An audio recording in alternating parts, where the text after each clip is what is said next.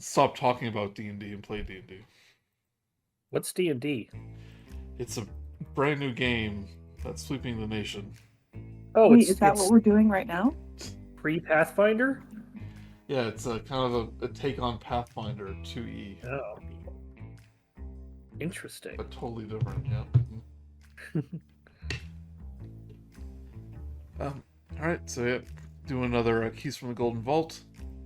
This one's called Prisoner 13. Oh, ominous. Yeah. Who are the other 12 prisoners? 13's my lucky number. Oh, yeah. Well, you're assuming that this is a base 10 numbering system. I mean, it could just be like base 4, in which case this is the 7th prisoner. Well, now where's my blanket? Remember, kids, if you're ever DMing a game that's set in the frozen north above the spine of the world, get a blanket, keep warm. Wrap your body heat. Yeah. The more Or you just know. don't go. Okay. So we all played Golden Vault game before, but you're a member of the Golden Vault, a benevolent but mysterious thieves guild. When there's a problem that requires a more subtle approach, needs a sensitive item acquired, or if a job goes outside the normal conventions of the law, then they call upon the Golden Vault. Like always, your mission comes in the form of a golden key, which you use to unlock your personal Golden Vault music box. As the magical recording starts, you hear the familiar voice of your dispatcher. And the voice goes, "Greetings, operatives. Basil Trowstone, a sage who works for the Golden Vault." Wait, this is the old one. Wait, skip ahead. I pressed fast forward. Yes, rewind. Oops, wrong intro. I copied the new thing. Okay. Excuse me, you already solved that. Certain case. How embarrassing. How do I delete this? How do I Never delete mind. I'll this? just go. Screw it. We'll do it live. It's blinking 12. How do I do that? Greetings, operatives. We have discovered the location of a great dwarven treasure, but only a prisoner incarcerated within the prison of Revel's End knows how to access the vault.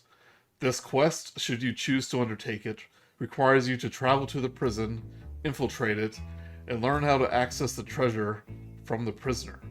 Return this information to the dwarf known as Varan Axebreaker, who will brief you on the details of the mission. Good luck, operatives.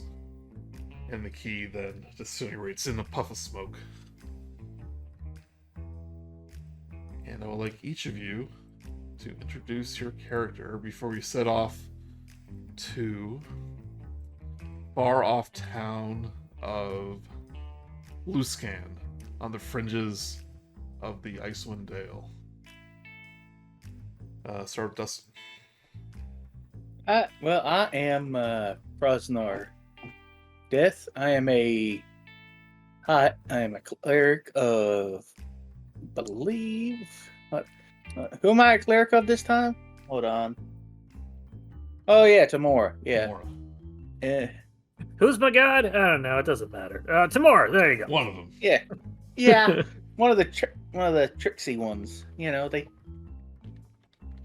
I mean, not that moon tricksy one. Kind of. You know. Go on. I also picked up a few little rogue tricks since the last time I was called upon the Golden Vault, but you know. Last time we saw our Kronzar in action, he infiltrated the Afterlife Casino. And stole Infiltrated the is treasure. a strong word. Well, yeah. I mean, there were explosions. There's fires. It wasn't as subtle as I would have liked, but I mean, we ultimately got out of there intact. Hey, I got a bag of holding out of it. Nick, how about your character? Hi. My name is Miri, and I didn't really like the last mission that I went on for the Golden Vault, so I kind of changed teams because they didn't really you know, I needed a fresh, yeah, it was really scary. So anyway, I grew up in the Starspire Mountains, and I'm a monk, and I don't really know a lot. I'm kind of naive, and I've never seen the ocean. So that's me. Usually the Golden Vault, like, assembles the people needed. So yeah, they start, it's like, maybe let's not, we need to infiltrate a, Eldred's touched living house. Maybe keep Neri away from that. What? And Mark, not playing the Sea Elf this time. What was your character? Playing Nyala Aluasar, that was the Sea Elf. This time, you see before you a black-feathered birdfolk, a Kenku. Maybe like a deep purple feathers. He's got kind of like slacks on, a nice sort of overcoat, vest, and a nice shirt, and has one of those tiny bow ties. Looks straight out of maybe the 18th century sort of thing. He's got himself a cane that he's doesn't need it to walk around. It probably just makes him look cool. So he just has it. He's got like you notice he has a small pipe that he was constantly putting in his beak. If you pay attention, it doesn't blow smoke, it blows bubbles. But he is a Kenku named Whispers, or at least that's the commonization of his name. His name is probably a bunch of sounding whispers. If that came, yeah, not quite, but like actual whispering. But everybody can call him Whispers. And he, as a Kenku, he probably won't be the old-fashioned Kenku that kind of like just talks of everything he's heard, but I'll still probably write down things that other people have said anyway, because I like playing that kind of character, the kind of Kenku. So Joey, who are you playing? I'm playing every other character, including Varen Axebreaker, a member of the Axebreaker Dwarf clan that has agreed to meet you at the city of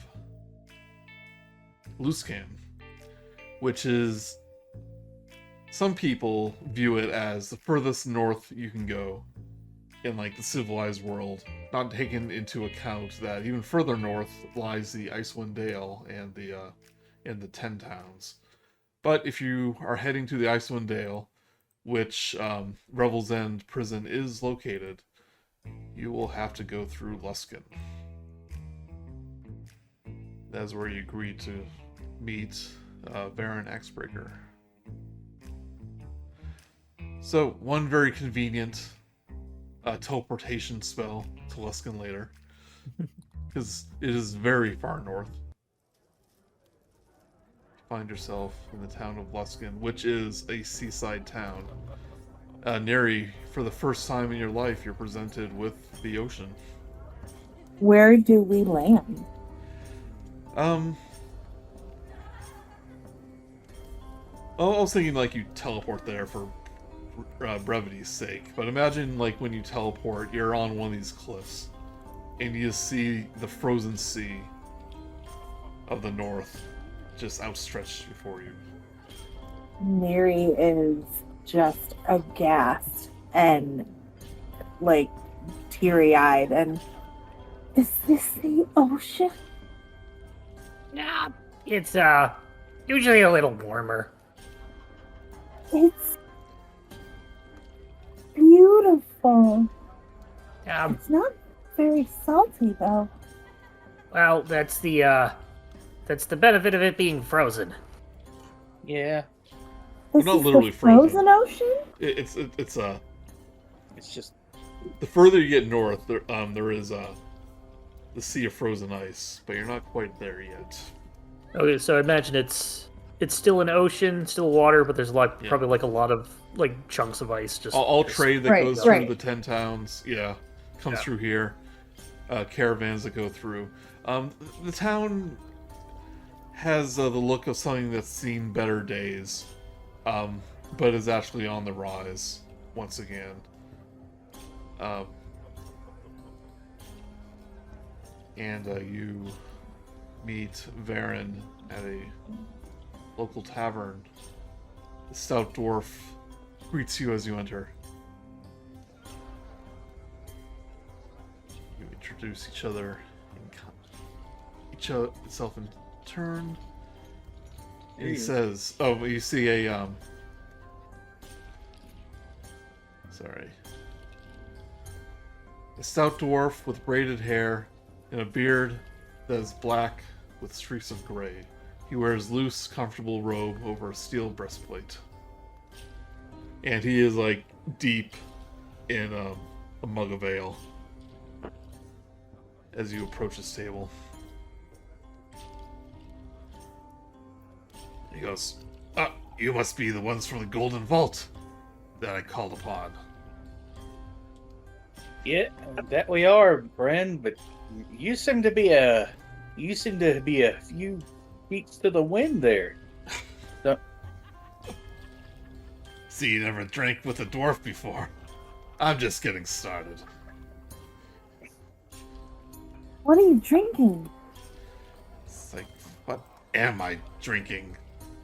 Whatever swill they have in the north here. What is this? Honey mead? Eh. Lacks a punch, if you ask me. I Well, mean, not much you can get from the frozen north. Nothing grows there except bees. Is that what they do in the Dale? So they do in Evermead. But he It's in the name, Evermead. finishes up his drink with a big, long gulp, and he goes, "Well, you seem knowledgeable, friend." I know quite the amount of history and locale and things, yes.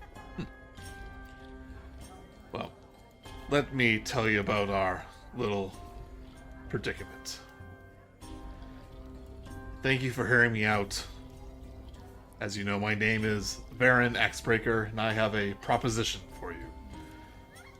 My clan has located wealth stolen for... I'm so sorry. My clan has located wealth stolen from us many years ago, but it is sealed in a vault that's magically locked. If you can recover the key, whatever it is, you'll gain the undying gratitude of Clan Axebreaker, and I'll cut you in for a percentage of the recovered treasure, of course.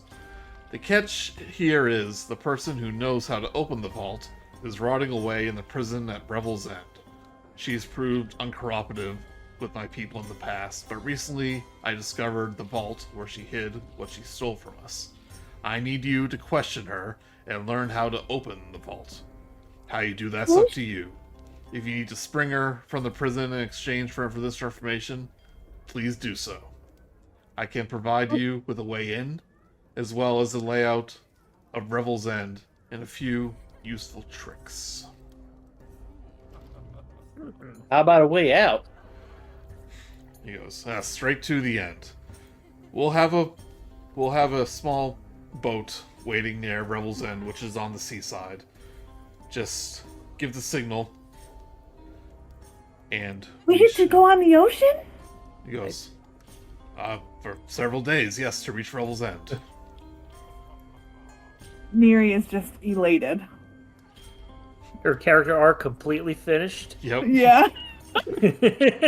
I want to see the ocean. Well, good news. That's how this starts. Miri can die a happy person now. Only You hear took that, 2 Joey? adventures. TPK. Yep. Yeah, right? He goes, we'll have a boat waiting offshore. Just shine a light down the cliffside, and we'll be sure to pick you up. So who is this person? He goes, well, within the prison, she's known as Prisoner 13. She was a ally of ours, and she gathered up quite a network for herself to benefit Clan Axebreaker in the past. Until that is, she got a little too greedy, used those contacts to steal much of our wealth and hide it away in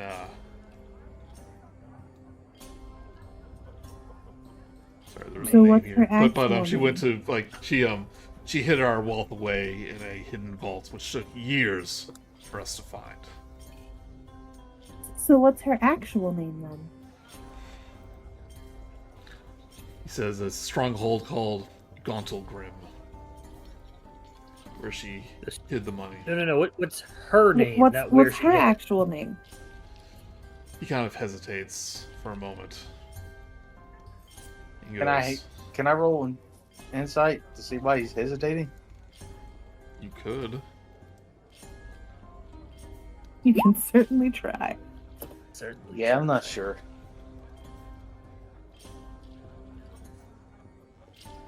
Yeah. He hesitates for a moment, but he immediately tells you, and he goes, her name was Corda Glintstone, but I recommend not using that name within the prison. Not to arouse suspicion. All prisoners are identified with numbers. Oh, okay.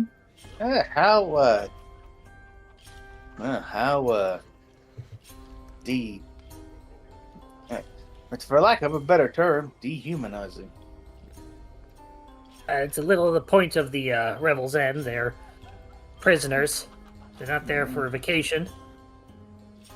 Yeah, I know, but maybe I just don't like prisons. I don't know. So I realized we could probably just identify this person off of prisoner 13 alone, but is this person a dwarf as well, like you? He goes, it's like, yep, dwarf like me, red hair, body covered in tattoos. Any specific ones that, stick out? There's too many to count, but I get what you're going at. And we have ways for you to navigate the prison. And he will. Baron retrieves a faceted sapphire the size of a small orange and places it on the table. He waves his hand over the gem, and a glowing blue image of the building's floor plan appears in the air above. He taps the gem, and the image vanishes. The sapphire splits into sections, and he passes one fragment to each of you. The fragment glows warm in your hand, melts, and then vanishes, leaving a warm, tingling sensation behind. Think about the map of Revel's End, and you'll be able to see it. I think about the map of Revel's End. Am I able to Yeah, see it? I do the Oh same. my god, it worked! Yep. Holy cow! Imagine fancy hologram appears up. Yeah. And this appears in front of you. He goes, everyone who works at Revel's End has a gem like this. My agents were able to smuggle this one out for you. He goes, all doors are locked unless you have this map. He says, once you're inside the prison, simply tap the door and it shall unlock for you. Does this include all of the cell doors? Unfortunately not. Well, then it's not all doors now, is it? It's most doors. Do you consider bars doors? If only if he thinks to himself for a second. Well, I guess only if there are more non-cell doors than doors. Do you consider bars to be doors? I would consider the opening of a anything with a hinge and a latch would be a sort of door. Well, they're not doors. They're bars. Okay. He goes. You, sir, have outpedanted me. He says, I leave the way into Revel's End up to you. But I do have a way in. I'd say we use that. It's up to us. We can also always just get arrested. I would rather not have my impeccable, unblemished record. And that was me saying that, not Neri. Sorry, that was out of game. Whispers knew exactly what you were thinking, Neri. He goes, I don't recommend that, because once you're in, he points to the red areas on the map. Every cell is equipped with an anti-magic field. You're going to have a hard time escaping one of those. There's a reason this prison is in the middle of nowhere. No one really escapes. Do they ever have, like, rec time? He points to the courtyard. He goes, when the weather is a little more forgiving, then yes, they do send the prisoners to the courtyard for exercise and a little bit of fresh air. Probably would be an opportune time to speak to Prisoner 13. What's the weather like? Are we in a seasonably okay time? He says, I suggest you get some cold weather clothing. Okay, so probably not. Frozen North has been frozen for a good amount of time. For a long time. Yeah. Yeah, they've only just recently started to have sunlight again. There was a time where that didn't exist. He goes, but we know the,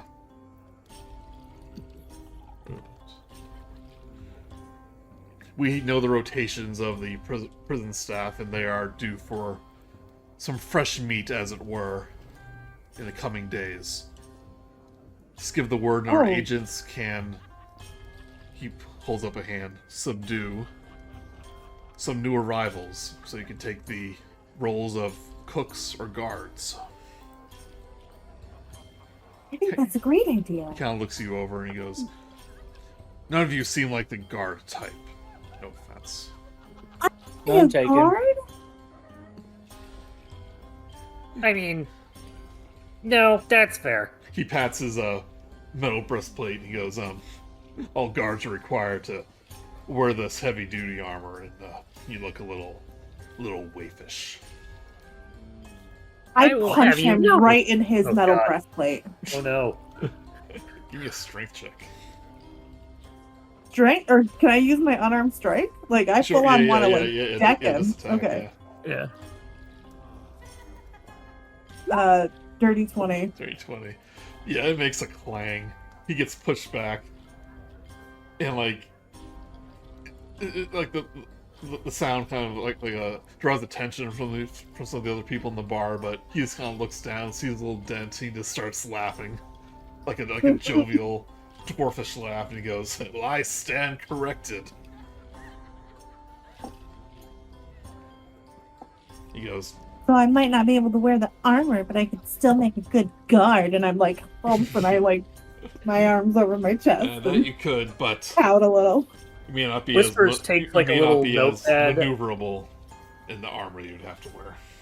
Whispers takes a little notepad out of his pocket and writes down, "Don't anger the Genasi," and then just folds it up. Puts it back down. Yeah, I would not want to be on her bad side. Yes, Or if I were, I would not want to be in front of her. Yes, if there's anything else you want to know. Well, so you said guards or cooks, or what other roles are there in the prison? He goes, well, those are the only two. That's the rotations bringing in. Well, I hope your cooking skills are good. I do make a good bird seed cake. He goes, or you can just knock on the front door. But you wouldn't Oh, have well, you that wouldn't have seems- you wouldn't have much of an of a cover if you're caught. You would just be Yeah, wayward travelers looking for shelter. Well, we Yeah. could just go in and say prisoner inspectors. We're gonna inspect the prisons. Says you're welcome to try. I mean, I guess we could go in as chefs. Cooks. Going in as a cook would probably mean you would be very out of place wandering the prison. And he points to the yellow lines he had marked. He goes, those are the guard rotations. If you don't arouse suspicion, you have a good chance of avoiding any attention. But be wary when you enter those areas. Don't want to You look know out of how- the ordinary. Do you know how often they rotate? He gives you kind of the general schedule. For the purpose of this, it'll be kind of more theater of the mind and a little abstract. Like when you choose to venture off, you would know like the opportune moments. But you know, you might have the risk of being encountered. So you just have to play it safe. Play it cool. I have kind of a good idea. Well, There was this Go ahead. There's this one trick I played once on one of my masters. It was really funny, although they didn't really think it was.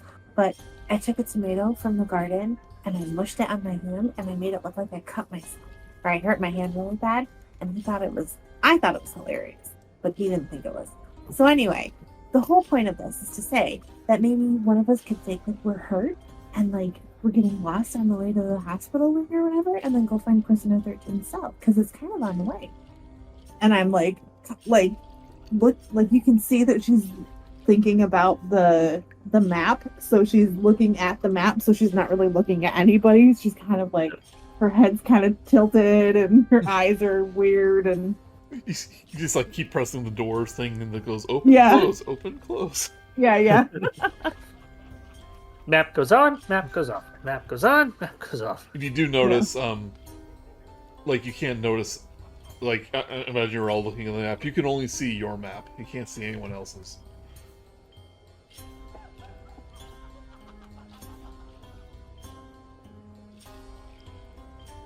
So So that's my idea. kind of go over the backstory. It does say Prisoner 13 was an agent of theirs. Ran away with most of the clan's treasure, locked it away in a vault that presumably only she knows how to open. He kind of like goes on and says, we tried to, you know, break it out of her. Thought some prison time would do her good. But he goes, that was years and years ago, and didn't seem to do anything. Why is this so important now? He goes, because we're broke. Land has no more gold. Most of the remaining of our treasure is going towards this operation. Maybe you shouldn't have spent it all on feed. Kind of mutters to himself in the background. Don't get in between a dwarf and his mead. Oh. He goes, probably Prisoner 13 would want freedom in exchange for the key. And if it comes to that, then you do it. He goes, 2% of the findings is yours. So do you want us to release her then? He kind of looks seems like you do. Oh, sorry. What was that? I was just saying it kind of seems like you do. He goes, by any means necessary, as long as we get the key. And you get by his tone, it's like, he kind of means it. But you also know that the Golden Vault doesn't look too kindly to murder. Oh, Yeah, no. I said, you want us to release her then? Like, do you want, like, because it sounds to Neri's kind of like eyeing him a little. As long as you bring her back to us, then yeah, if she can get set free. Now, the wardens aren't going to do it, so if you want to go that route, or prison escape might be in order. Yeah, I'd say we see if we can talk to her first. We just need to know the location of the key. She might parlay with us if we can get her out. Or maybe we could just convince her to give us the key. It's probably going to be something simple, like, I don't know, like knock 3 times and then spin once and then knock it another 2 times, but with your left hand. If I know her, then she's going to want something in return. And she's been rotting in that prison for near on a decade. Probably want some soap. I'm going to go buy some soap. I got some seaside for it. Get some cigs. I got some Stafford. Yeah. I knew there was a soap maker in Waterdeep, but we're not near Waterdeep. Yeah, we're not in Waterdeep right now. We're by the sea. Seaside. Anyway, alright. Oh, you get a little, Nick, you're getting a little, Muffled. muffled. Oh, sorry. Just making sure you're okay. Or your mic's okay. Yeah, I don't know what happened. You're okay for a second, but now it sounds like you're a little muffled. I don't know what's happening. How is that better? Yeah, it's better. Yeah. Okay, I don't. I just adjusted my headset, so I don't know what happened. I just Alright. press some buttons. I don't know what they're for. I didn't Must know. just be I where- don't know. I did. Must just be where the microphone is like absolutely positioned. So Yeah. I would like to purchase some before we go off the thing. I do want to purchase a couple of items. Oh, yep. This town have anything you would need. First, Mary is spending as much time as she can by the seaside. Yeah, just watching the ships come in. Yep. Do you see the ship that you'll be leaving in? That's known as the...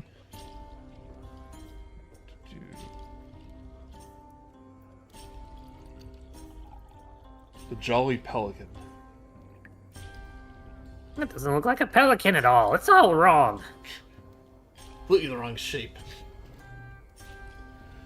Yep, you can go and buy potions, buy armor, weapons.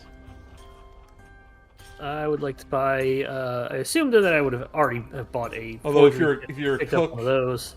they're not gonna let you carry weapons around, more than likely. Meat cleaver. He goes, yeah. Good point. I'm gonna pick up some cook's utensils. What about like a quarterstaff? Do you think they'd let me have that? Because it's like a walking stick. That might work. Yeah, technically all staffs are quarterstaffs. Yeah. So that would probably get through.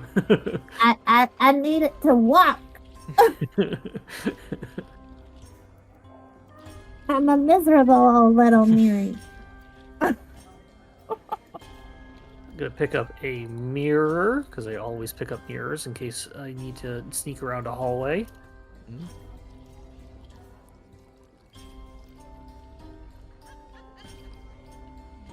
Dustin, I so noticed pick up- that you're still using light armor. You probably pick up some medium armor.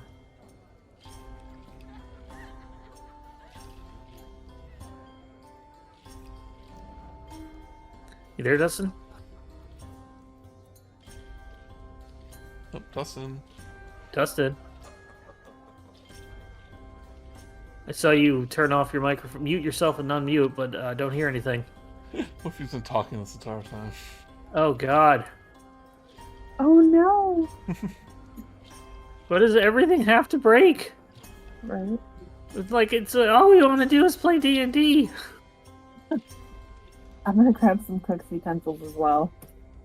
He'll probably have that. I mean, It will be help us get in. We're not going to use it. Right. It's just there for the yeah. I might as well pick up some cook's utensils too while I'm at it, and There you I guess Hey. it's me. I was here the entire time. yes. We'll pick up 2 potions of healing. All right, 50 gold each. Yep. Using that 250 I stole from Niala.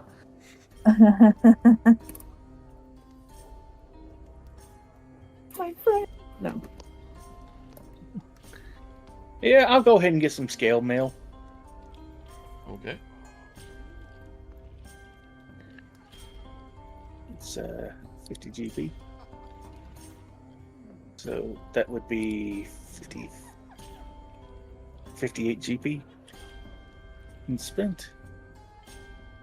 Just for good measure, could I get like I don't know what kind of food they're gonna have up there. Could I go to like an herbalist or something and get like a paste, like a red paste that all I gotta do is mix it with water so it looks like blood?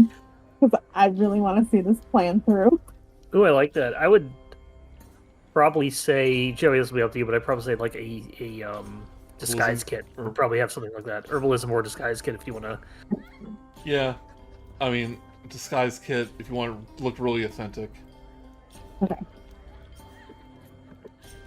Do we have? So we have a cleric and we have a ranger, correct? Not a rogue. I am a rogue. Yeah. I'm Oh, a you are a cleric. rogue. I am I'm a an- clit. Okay. I'm an inquisitive rogue. I never get to play Mastermind or Inquisitive. I rarely get to see them, so I'm playing Inquisitive.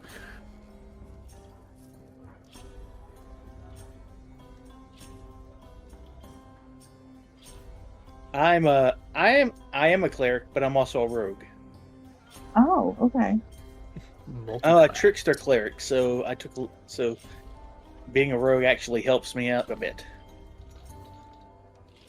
So while we're traveling, I'm actually going to be asking both of you like how to use this stuff and show me like how to make it look like, you know, somebody who's sliced their hand open. Make it really look like, you know, I've done some damage.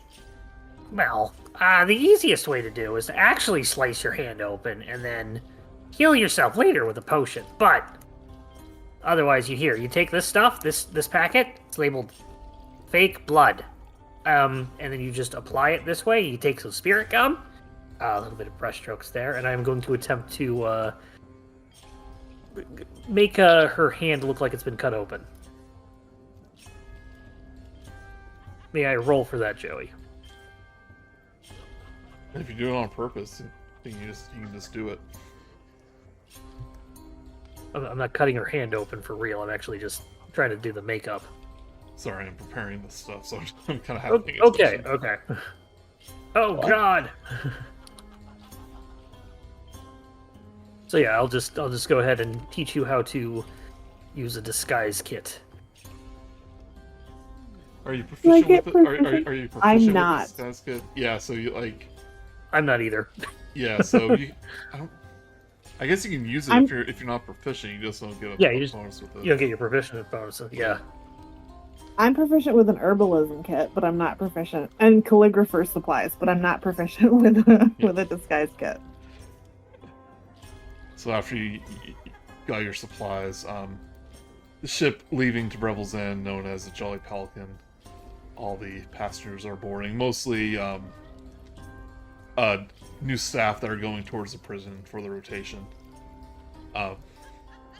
No prisoners or anything like that. But you're introduced to one of the Axebreaker dwarf clan members, a dwarf named Bethra. And he goes, she introduces herself and goes, so, who are you replacing? She goes, what identities are you going to take? Well, I'm Neri. Oh, you're not Neri. Not anymore. Oh. So I want each of you to choose a new name of the individual that you're going to be replacing. I'll let you choose what they are. Okay. So start with Mark. I shall be replacing the famous Revel's End chef, Reginald Bartholomew Dusty Pants. What was the first name? Reginald. He goes, Reggie it is. Well, it's Reginald. It's Reginald. You see, he had a Reggie. Okay. So, like, the book says, like, you can choose, but you are, like, taking over the identity of... Like, Yeah. There is someone called Reggie on the thing. He goes... I'm coming up with a backstory for him, and I have to get into character if I'm going to be this. Why is he a chef? And he's just muttering to himself. He's like, okay, he was growing up, and his dad did not like him cooking. So he kept trying at it, and he's going to prove his dad wrong, and he became the #1 chef in Revel's End. Rosnar, how about you? I am Nork Hidzer. Nort? Nork. Oh, of course. I mean, She kind of looks you up and down and goes, if you're posing as a chef, you're going to have to lose that armor. He goes, they'll allow light armor, but that's about it. you know, if I'd known that, I wouldn't have bought it. So it's not my fault. You get it late. You'll use it in the next adventure. But as a DM, I totally knew. She goes, you're gonna want to help conceal your weapons. Anything bigger than a dagger, they're probably gonna catch. And even then, you're gonna have to be sneaky. I'll leave my rapier, my short bow. I'll take a handful of arrows just in case I need to do something with them. Yeah. I So do yeah, have since you're not posing as guards, they're not gonna allow outside Yep. weaponry. I do have 2 daggers and leather armor. But she goes, you do want to pose as a guard. Gotta let me know now. I mean, do I look like I could guard anything? I could probably pose as a guard at this point. It'd probably be better if I posed as a guard. And then you could keep your armor. Yeah. Kind of looks you up and down again. Are you proficient with heavy armor? I think I asked that before. I am not. Okay, so you will be required to wear splint. Oh, that's gonna be. Maybe you can find a rented armor. At least You- when you you're on basically duty. Just trade your armor. Well, like at least when you're on duty. So. And she asked Neri, saying, "How about you?" My name is Ramsey, and I have a really bad temper in the kitchen, and I use my staff to beat my cooks when they don't listen. Get like a light hammer too, and then you've got like one of those like meat mallet mashers or whatever. So, what a coincidence! Tenderizers. Like what a coincidence! The celebrity chef Ramsey is going on to Rebel's End to perform one of his shows. He goes, "Oh, never." She cracks her knuckles. Never knocked out a celebrity before. My secret identity is Guy. Guy Fieri. Yeah, that's it. She goes, saying, "Do love a good kidnapping." It's Ramsey Dog, D-O-double-G. But she goes like, "Don't worry, we'll keep him safe until you return and we get the key." Wait, I get to keep my quarterstaff, right? Well, that's not up to me. That's up to the staff. Okay. Well, okay, let's ask the staff. Quarterstaff, what do you think you should be kept? Oh, I see what you mean. Never mind. That was funny. I just got that. Ah, Reggie is also the funniest cook in the entire Frozen North. Who's Reggie? I'm Reggie. Reginald. Oh, wait, I should probably learn all your fake names. Yeah, So we should you're probably Reggie. learn that. Reggie. Okay. Hold on, wait. Mark is Reggie. Reggie, Dustin is Nork. Nork. Ramsey. Ramsey Dog. Boy, howdy. Wearing the splint has put a damper on my abilities. You don't have this point yet. Just like they're gonna provide it to you. He's practicing. Yeah. I pretty much have disadvantage on all of my dex and strength-based stuff. Yeah, if you're not proficient with it, they got disadvantage on attacks and stealth, I think. And you can't cast spells either.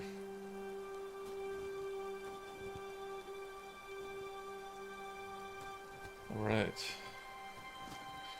Perched on a high cliff overlooking the sea of moving ice is a bleak stone fortress carved from a gigantic blade-shaped rock. A central tower looms above the rest of the fortress, and light leaks out from its arrow slits. 4 smaller towers rise from the outermost corners of the fortress, and guards can be seen atop them.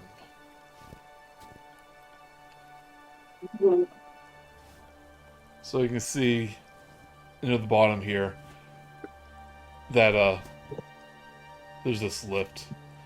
So all the new staff members, excluding the ones that were removed, began exiting the Jolly Pelican, and a bunch of haggard, tired-looking staff that are rotating out begin to get on the ship. And a couple of once all the people are up on the up on the winch, slowly get pulled up. You see the Rebels End prison. It's just, yeah, it's like this, just this bleak stone tower, hexagonal shaped.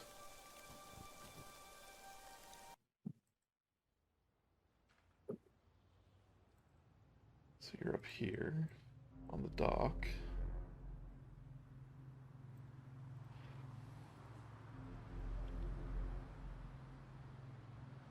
There's one of the guards saying, it goes, it's like, all new guards. He points one direction. Head to the barracks. Cooking staff to the kitchens. They kind of separate. There's like way more guards than cooks. Like including you, there's like two other cooks, but like about 10 other guards. I go with the guards. Okay. We head to the kitchen. Yep. So I'm not gonna move to the map quite yet, because I'll just be moving all around places. But the guards. Well, first they do check your weapons. The people who are cooks. Do they check for magic? I have technically 2 magic items. I don't believe so. I've got my Veteran's Cane and my Dust of Dryness, which is just straight up from Nyala.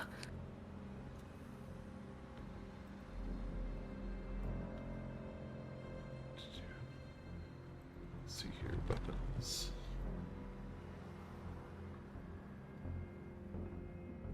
I figure they got an anti-magic field on the everything on the inside. They don't need to worry about people breaking in magic stuff. Yeah, like technically they say only if you're like not doing the undercover thing. They check your weapons. So That's fine. I'm actually gonna say that since they say you don't get checked, they won't. Oh no, I left my rapier and short bow at home. Okay, fair enough. I left those ones on the boat. You know, I could. You know, I could just put it in my bag of holding, and I could. I'm gonna let you keep them. I'll put them in the bag of holding. I'll give them to Nork. Nork from Orc.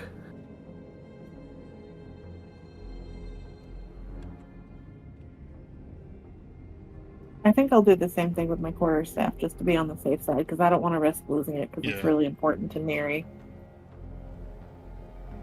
Right. So I stuff anything out. I just stuff everything in the bag of holding, and then I guess just. So the 2 cooks are delivered to the kitchen, and there is a very large, heavyset orc introduces himself as Tiny Toling, who's carrying around a giant saucepan, and like whenever you see whenever someone's out of line, he just hits random cooks on the side of the head. But you see they're mostly cooking like stews and potatoes here. Definitely not fancy at all. And he kind of gives you the job and goes like, here are your times, here are your orders, and get to work. Characters who are posing as guards got sent to the barracks, which is extremely full. There must be over 50 or 60 guards posted here. Introduced to a human named Eula Dregra, and she is very no-nonsense, by the book, by the rules. Gives you your schedule, gives all the new recruits their armor, which has the Lord's Alliance red and silver colors. and saying, "Welcome to your new home, Revel's End." You do notice when you enter the grounds that despite the bitter cold outside, it is relatively warm and comfortable inside, thanks to various spells and continuous flames that are posted. But I will say, after about getting a day of getting acquainted to the place, we'll place you in the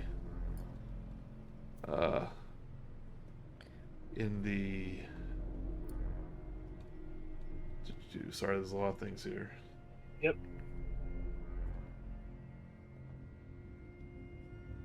Let's just say the mess hall, where the prison personnel dine. So that is over here.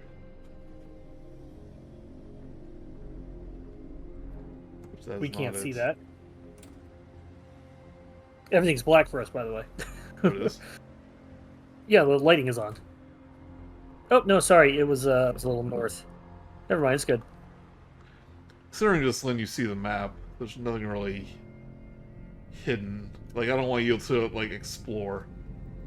So that doesn't make a lot of sense since you have a map. So actually, I'm just going to.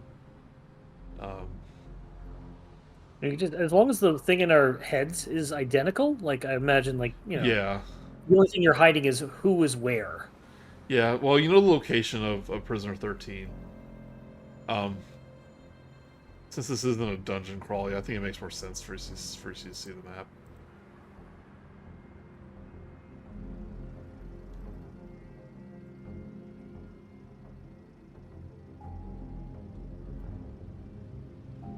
But yep, after about a day of getting acquainted to your new jobs, you find yourself in the mess hall. Bunch of dejected-looking guards just sipping at their stew. Hear them complain about the cold and the fact that they what they're eating is no better than what the prisoners are eating. Things like that. Now don't you be so sure about that. You guys get the extra special spices. Make sure that it's a lot better than what you would have to feed to the prisoners. One of the other guard goes, "They catch you putting extra spices in our food, you're gonna get reprimanded."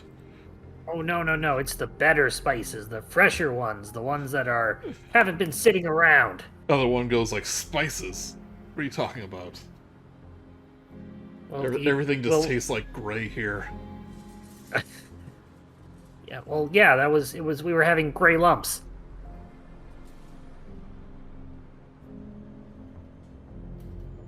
Grandma's old-fashioned gray. That's the meal. I'm gonna give you. Did Baron X? Oh, sorry. Give you a handout. I forgot to give you the actual handout of the map. That's helpful. Did Mr. Axbreaker give us a time frame, like how long the boat would be waiting for us? Any of that? I don't think he did. He expects this might take a few days. You have to. Okay. You're basically becoming part of the staff here, not breaking in necessarily. Like a quick snatch and grab.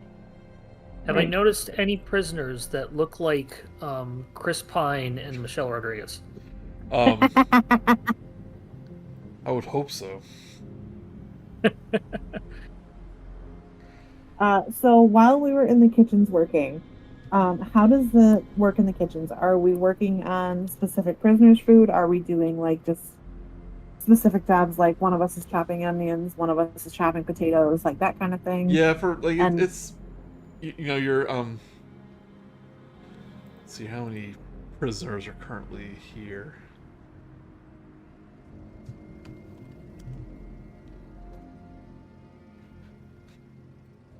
Yeah, there's there's probably more than 5 prisoners. Nope, the dice said there was only Dice said. 5, Joey. Hold on, they do say like how many prisoners are here. Let's see here, R16. Oh, by the way, completely forgot I chose this feat, but I am telepathic. Oh, Oh, that's awesome. Oh yeah, that's new. I'm not used to it. All Start of a sudden, talking this in, voice comes in our brains. I talk in Nick. What's your character's normal name again? Not Ramsey, but Neary. it wasn't a Flanerie, but D40. Neary. It was 4 D10s. So there are currently Yeah. 31 prisoners, plus nearly 100 staff to cook for. in Neary's head, she hears, if these guards complained one more time about the way that we made that casserole. It was a good casserole. We did what we could. We only had a couple of, things. It was all frozen. There was permafrost and freezer burn, but God? I think we should maybe unionize. No, wait, guys, take it here. We're not actually working here. By the way, I can talk in your head. Neary does not know what to do at this point. She almost choked on whatever she was eating. Just about spit it out. And then is just sitting there like stone silent as you keep rambling about maybe we should unionize and like all this stuff, and is like, what is happening? One of the people listening is like, you don't talk about unions here. Oh no! This is all telepathic. This- Unless there's yeah, someone this else is who all- can listen to the telepathy. Yeah, this is all in my They head. said the U word. Am I? That's what half the prisoners are here for. Yeah. It's like, yeah, murderers, all that stuff. No, these are all people that tried to unionize. Sorry, Nick, go ahead. Neary starts to slowly push her food away, and then you get to the part where you're like, by the way, I'm telepathic, whatever, I can speak in your head. She's like, oh, and she just looks at you like, gotcha. Don't stare at me. I say out loud. But I just keep eating. All right. So, how does the food delivery system work? Did we notice that? I Do would we imagine take trays?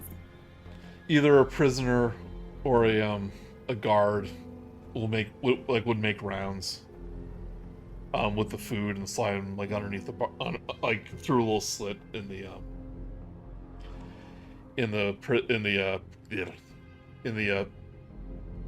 cell door. Wait, it is a door. Oh no! But as a cook, that hasn't been your job. So my guards would come by, pick up the trays on this big like a wheel table thingy. Right. So, I guess what I'm asking is there like a label system so that we know like which tray is going to which prisoner? You would maybe see like there's a couple prisoners that have certain dietary needs. Does That prisoner would 13 probably be have certain dietary needs? not that you can tell, no. Darn.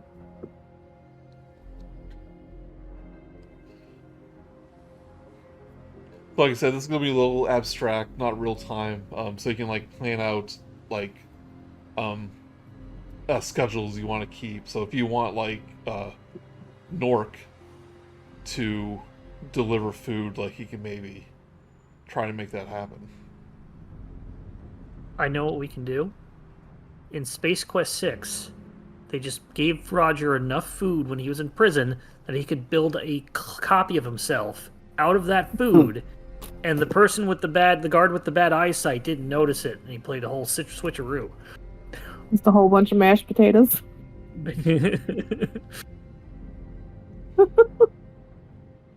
Going back to realsies, I was like, I get what you're saying, Nick, is that figure out which food trays, which whatever, will be going to prisoner 13, and be the person who would deliver that. Right, Or I was trying to flip figure them out if there notes was... or things or whatnot. Right. I was trying to figure out if there was some way we could contact prisoner 13 Yeah. without drawing notice at first, like letting them know, hey. You've I'm noticed going a to few assume other that. you've Go ahead. noticed a few other patterns too. It's Um, like the dwarf said, like when the weather's not too bitter, the prisoners are led to the court. Do spend some time in the courtyard over here, Mhm. for Yeah, but I don't think. exercise and fresh air. And all the prisoners do, um, like manual labor and chores around the place, like emptying out the latrines and scrubbing the floors and things like that. And Prisoner 13 isn't a exception. She does this stuff too. All right. Is there any? Where would we go to find that information? Is there like? I assume there's like a record of who has to do what job on this day. I'd like to try and find that information, or go to wherever it would be. You talk to your I think superiors about scheduling. I'll do that. I'll let Neri and Nork. Yeah, so as a cook, okay, I think it would be less suspicious if Nork did it. yeah, so That's true. as a cook, he just kind of goes like, it's like what else do you want? You're cooking the soup, chopping up the whatever meat this is. Well, okay, what I want to do, I want to make sure that the food does not get cold or spoiled as if it's being prepared for the prisoner while they are on duty. If they have to spend 2 hours scrubbing toilets, then that's not going to be able to, if they're going to come back, and then they're not going to get a good meal, and then they will just basically, it'll look bad on us. He goes, you're And we need to look good. obviously new here, but they do have scheduled meal times. They won't be working the latrines when it's time to eat. Okay. Best boss What I've ever about- had. He's also making you wear a hairnet for all your feathers. Always something. Is there like a work? This is me asking my boss, like as I'm like chopping onions one day, crying to like hide my inquisitiveness, because super coy.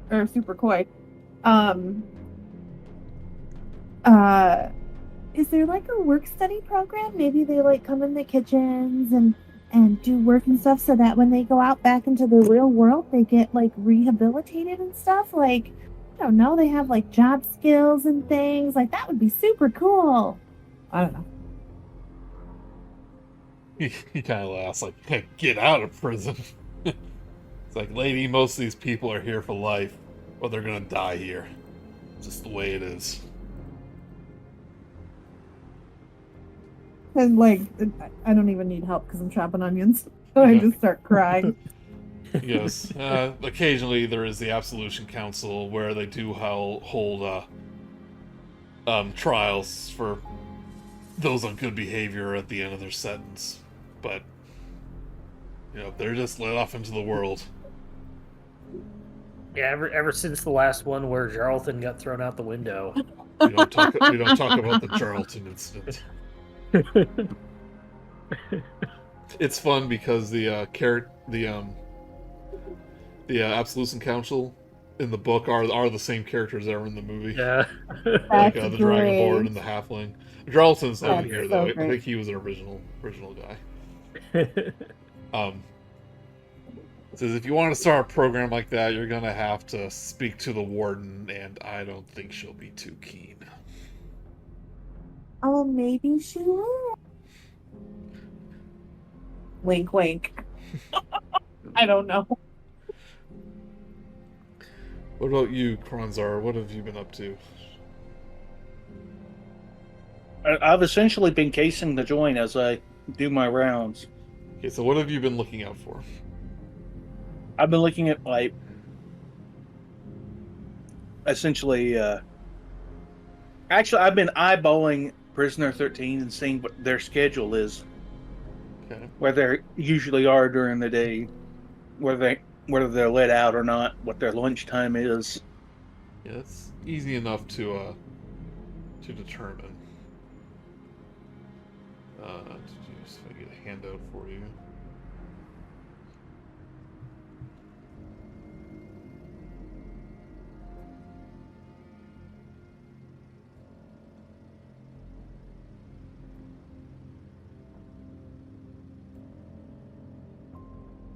Here's kind of what she looks like right here.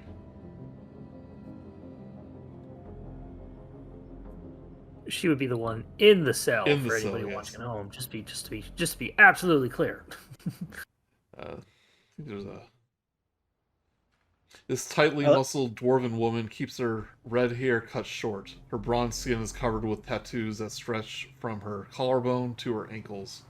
She surveys you with an unimpressed eye as you walk by. Prisoner 13.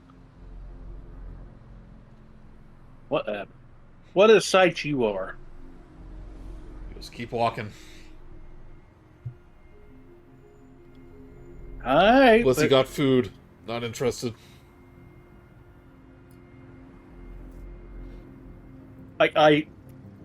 I'll be like, good. Good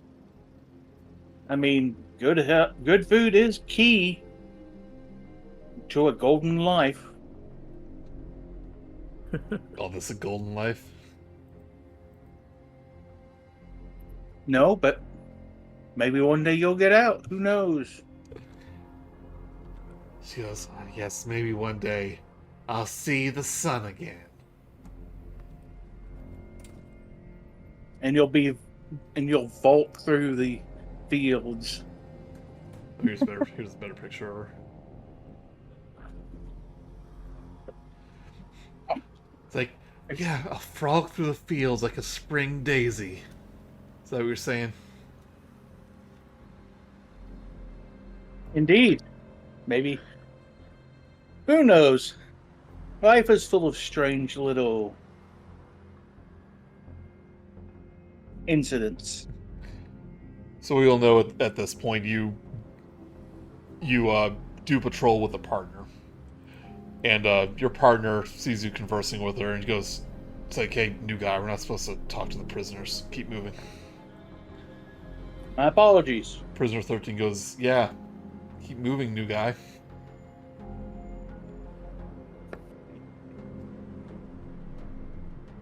Would you know Thieves' Camp? You wouldn't know? I like signal to her, essentially in Thieves' Camp, which you know Thieves' Camp, right? Yes. It's like, Thieves' I like Camp, for those who don't know, is kind of a secret language that Thieves Guild use. It's either vocal or symbols, right? Like hand gestures. yeah, I like signal to her with my hand, like, do you want out? Give me a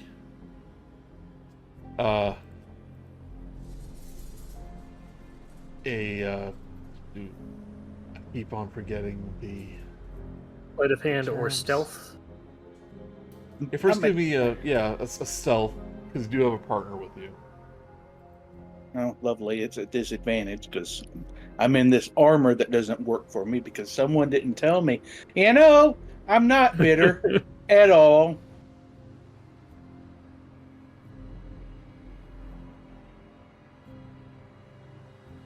Wow, a 40. What?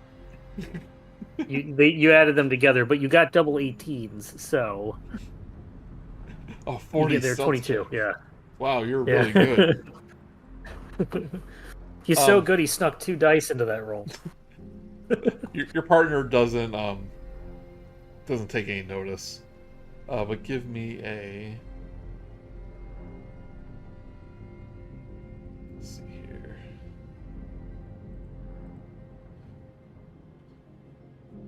Give me a perception check as you look for a reaction. And just roll it once. 23. You see a glint of recognition, but she quickly returns to her regular demeanor and just kind of turns away. Well,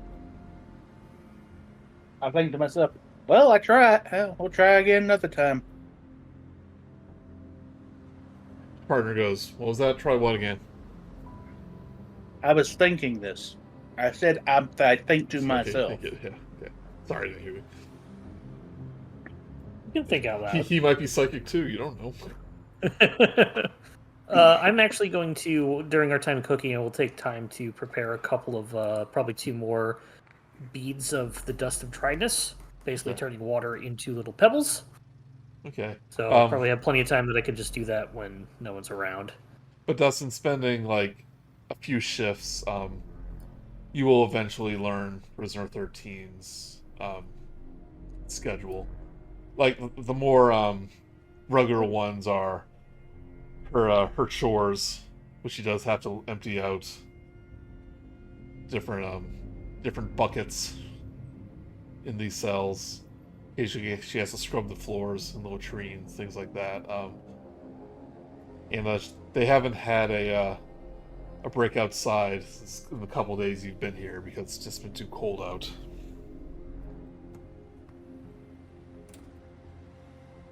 And like I said, even though the map is empty, there are various prisoners in these cells.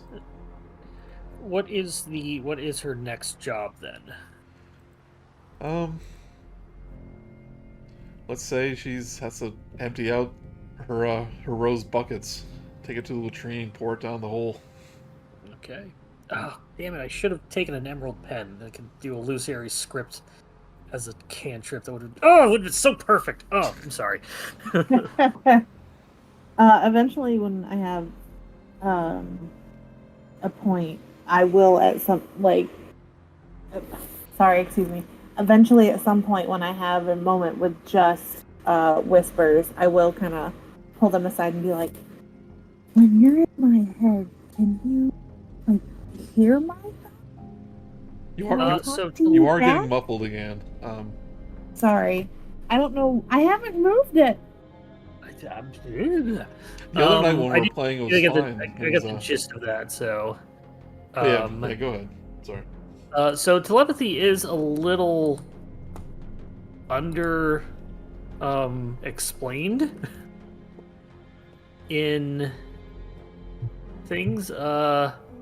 You can speak telepathically to any creature you can see within your thing. Your telepathic utterances are a language you know, and the creature understands only if it knows that language. Your communication doesn't give the creature the ability to respond. So no, she cannot respond to me with that particular thing.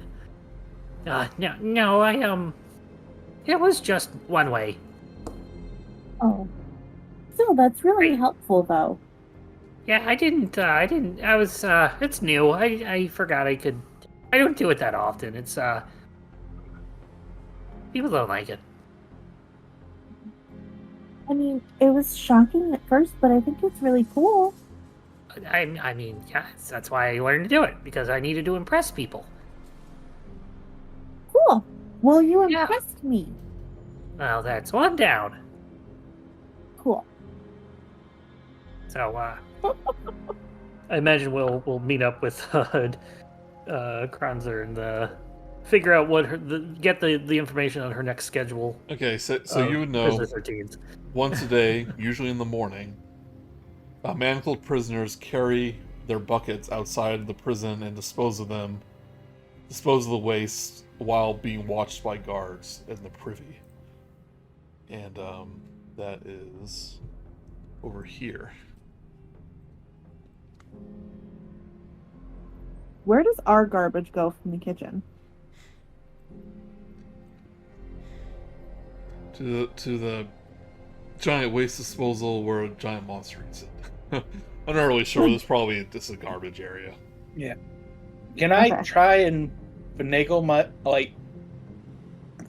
way to be the guard on duty when she's dumping the things off? Sure. You can talk to your superior. I'm like, I think being a newer guard, like washing over the toilets, kind of something that the newer ones get. Kind of Yeah, by I mean, like- default. Yeah. I'd be like, hey, can you give me? I need some work. I want to, build I want to build a reputation of doing things. I want to. I want to be a real go-getter. Yeah. And she pegs to that immediately, and she gets like this. You don't see a smile on her face, but there's this light in her eyes that, if you've seen it, you know it. It's someone who knows. Oh, look, a chump.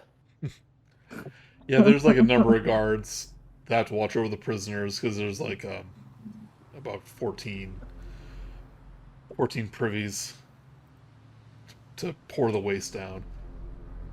And she goes, it's like, well, if you want to take the next shift, then I don't see a problem with that. That sounds wonderful. Can we coordinate between before that shift happens? Because maybe we can, because they are the public privies, right? They are the ones that. Oh yeah, more or less. Well, non-prisoners use. yeah, the prisoners, go in their buckets. Yeah.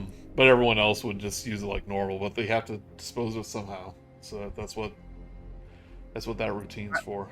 I would like to take basically head on over at some point to the privies and be like, well, I gotta go use the bathroom. I am going to the bathroom. And basically in one of the stalls, maybe like the first one, write in the thieves' cant a message. Ooh. So, going to the privy, you do have to walk along an area that is patrolled. Mhm.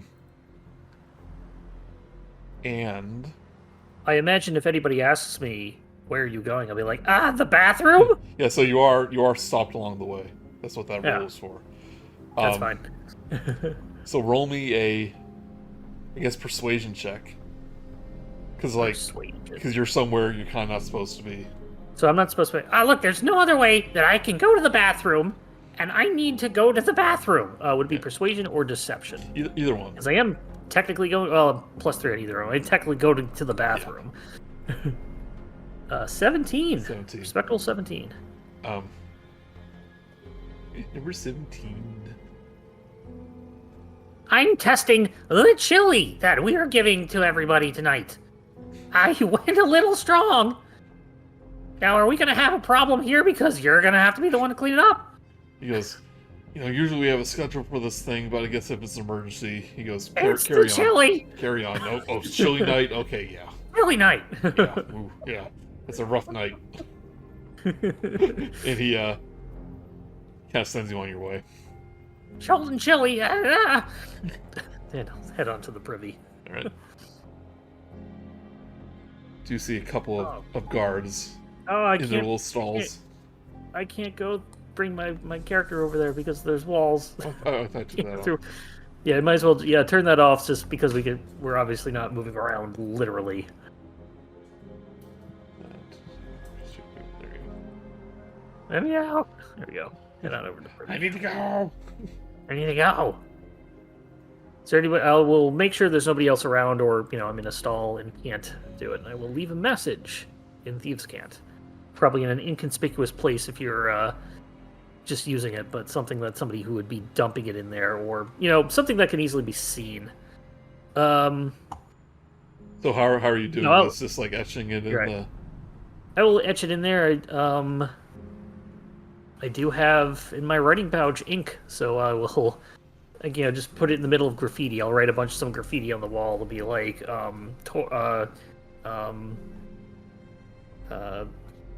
just like fake gang signs or something. Yeah. And then within that, I will have some thieves' cant messages hidden within that. And I will say, let's see what I say. Prisoner 13. Okay, so I kind of misread this before. Yeah. This room contains a dozen wooden waste buckets once per day, usually in the morning. Manacled prisoners carry them off to the outside to dispose of them. That's fine. Yeah. So yeah, like I imagine they take their buckets poured in here. So I will. If I you're gonna will try to empty get one prisoner bucket. 13 to, Then I know what I'll do. I will empty one bucket. And in the bottom of it, in the ink that I have that is more permanent than slop, I will write the message there.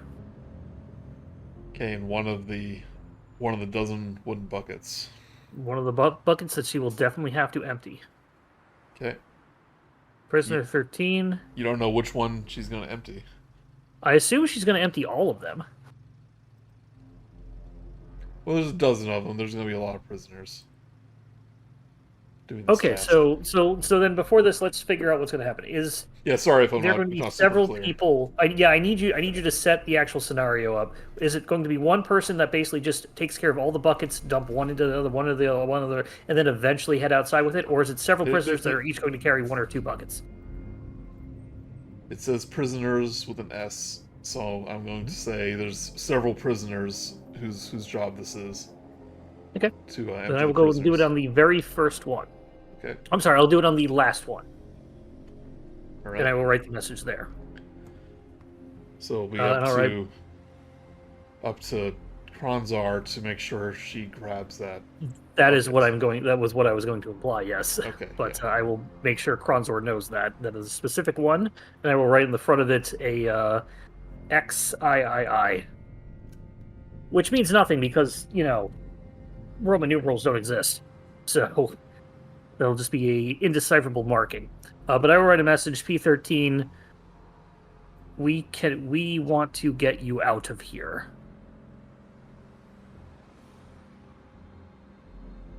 Okay. Talk to K. Or not K, it'll be talk to Nork. Talk to N. And Okay.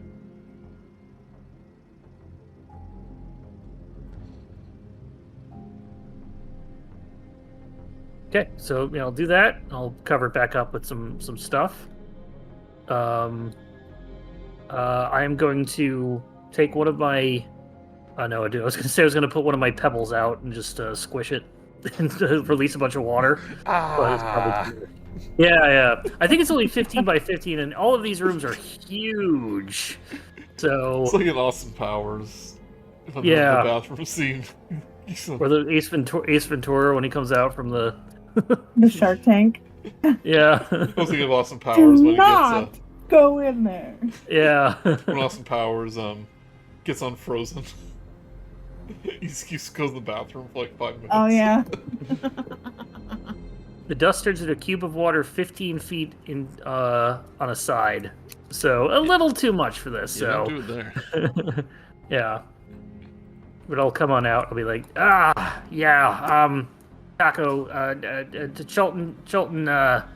Chilton, chili. May want to let that air out. I'll head back, and I will let Kronzar know which one that P13 has to look for.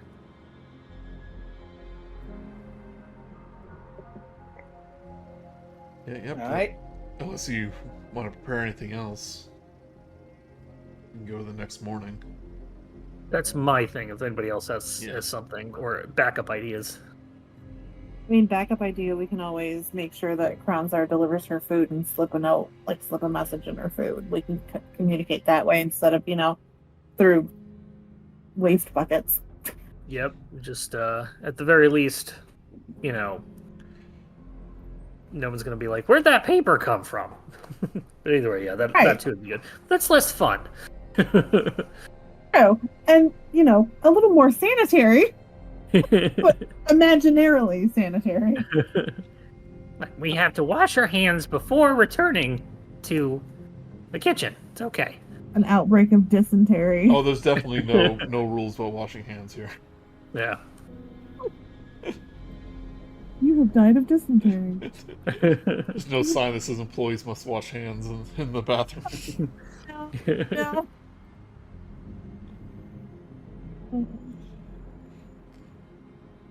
Yeah, that's my thing. So the next morning, Nork, you make sure you're on, or Krasnar, you make sure you're on guard duty when the prisoners come. there's no guarantee you'll be near prisoner 13. You and about, let's say like a guard for each prisoner, so like a dozen guards. Start to knock on like the prisoners' bars, and when they do, the door they don't open it themselves, but the bars kind of swing open when they come close by. But you notice that there's another guard walking towards prisoner 13. I walk up. I like, hey friend, why don't I take this for you? She goes, you don't want to, like, you're new here, you don't want to. Prisoner 13's a lot. It's like, don't worry, I've been here for a while. I know how to handle her. If I don't learn to handle her, how can I? If I don't interact with her, how can I learn to handle her? I need to learn this now so I can keep preparing myself for it. She goes, it's your funeral. You go, I'll take one of the easy ones. He goes, I guess I owe you one. Denied. I say, no problem. No problem at all. You walk up, prisoner 13's cell. Shackles in hand. She goes, oh, guess I'm on poop duty today, huh? She looks up and goes, it's like, it's you, the chatty one. What do you do to get stuck with me? Low on the totem pole. It's like, yeah, I hear that. She goes, don't worry, I don't bite. I just stab. I stab everything. Stab. I got stab stuff. She pulls out her hands like palms up in a fist, and you notice that her both of her arms are just covered in these intricate dwarven tattoos. She goes, be gentle.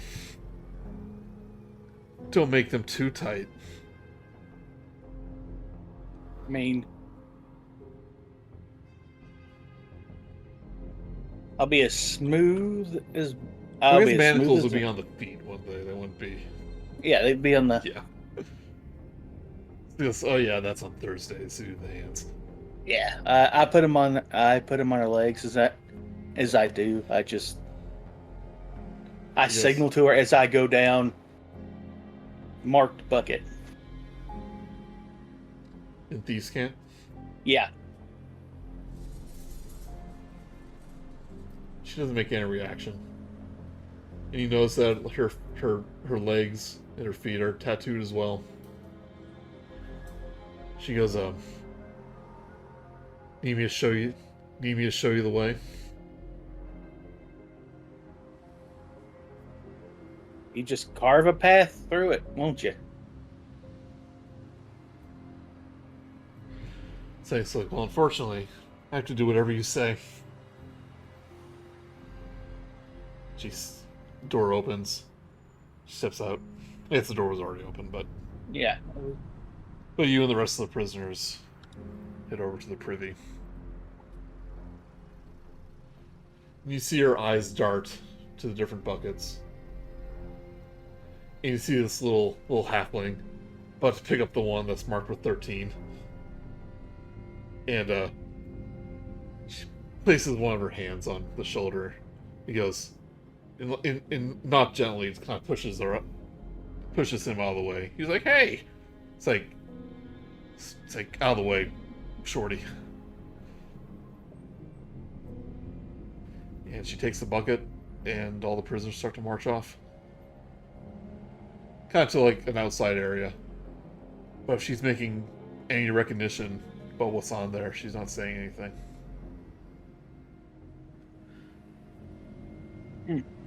She passes by other cells. Makes herself, they all get marched out to the outside area, and it is like bitterly cold out. She kind of mentions offhand. He goes, "It's actually warming up a little bit. They might let us out in the courtyard soon. Get some fresh air. Stuff that doesn't smell like crap, you know what I mean?" I know. I'll ask. I'll ask them next time if it's about time to let y'all out. She goes, "I think it is an excellent time to be let out." And she whispers in Thieves' Cant, "I know the perfect place."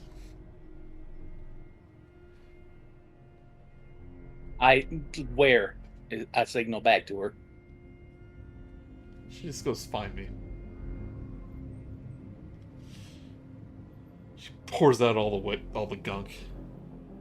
And he goes, "Oh, chilly night. Yep. Mm-hmm. Oh yeah. So I'm looking forward to it. No, that He is in fact not. No, that was last night. Yeah." she was commenting on what she disposed of. Yeah. Yeah. Well. Yeah, that was a bit spicier than usual. And after a few moments of that, everyone's led back to their cells.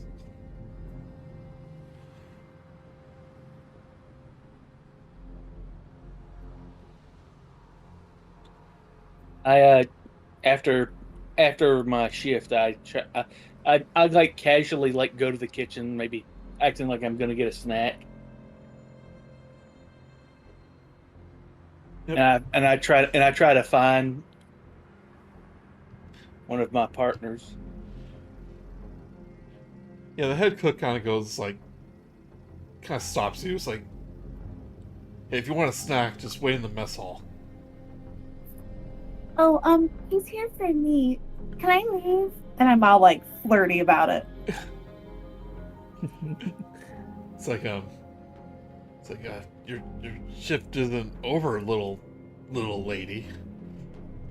Give me Actually, my shift persuasion. is okay. I was just about to come up. Can I give her examples and say, "Don't worry, I got her shift. She's I can do both of us, both the things." 17. 17. Now I regret that because now I have to do both shifts. I didn't need to.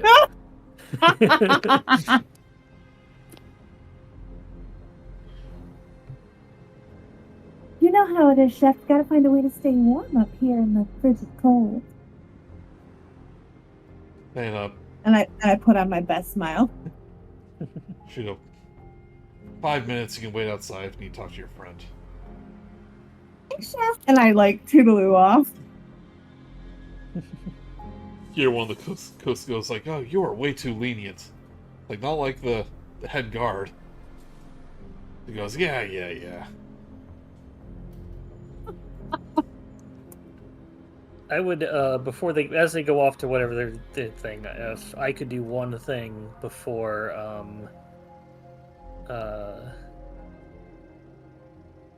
you know what? Actually, I'll wait on that because I don't know at what point of the day this is. So go on and do their thing. Okay, so what do you tell Neri? I essentially say, I say, it may be time for our. She has indicated that she wants out. Okay, but does she understand why we're trying to get her out? If I've been laying the hints correctly, I think she does. I don't think you said anything of the sort.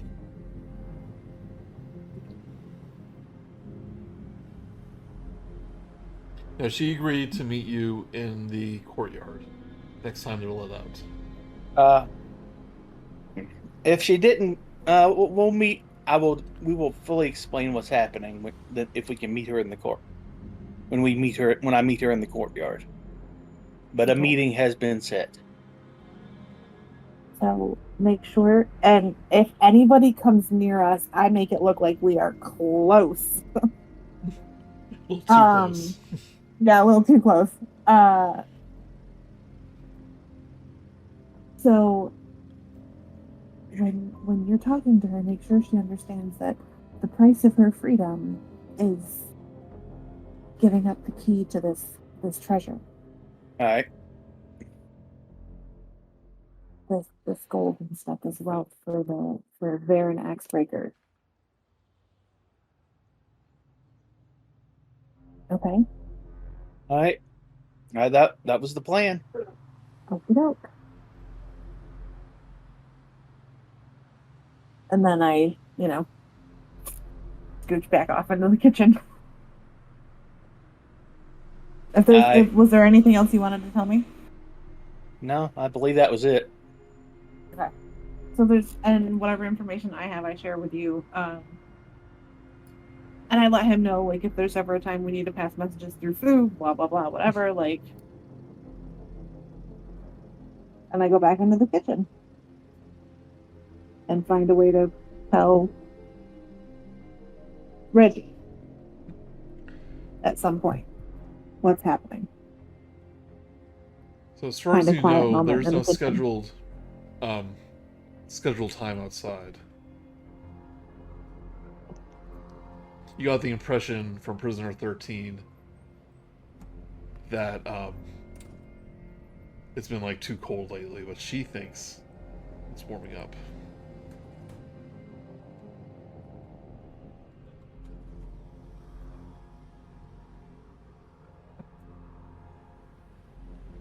At some point, you just hear in one of your heads, She's implying a prison break. as I walk by the door.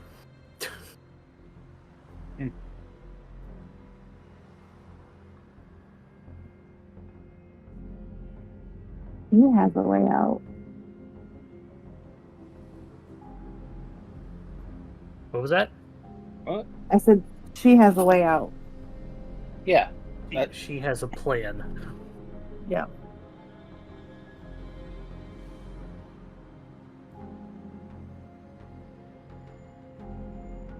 Right, what do you do?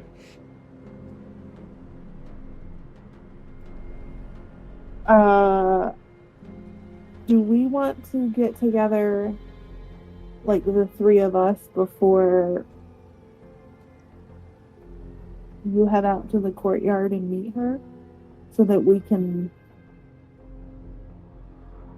kind of be your backup? So the plan is for you to meet her in the courtyard, right? That is correct. Yeah. Okay. I guess what I'm saying is, do you just wait for it to happen, or do you try to force it? Because there's no scheduled time yet for them to go outside.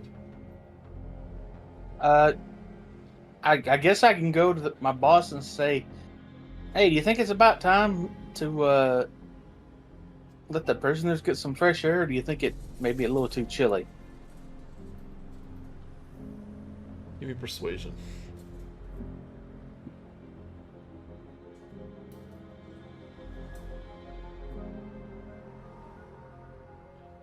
She goes, have you been outside lately? It's colder than the 9th level of hell out there. It's like, trust me, it's good for the prisoners to get exercise, but if we let them out there too long, they're going to freeze to death.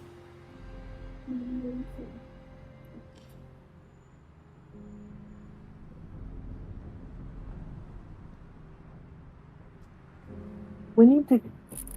My personal feeling is we need to quash whatever she thinks she's going to do. And make sure she understands that the price of her freedom is through us. Yeah.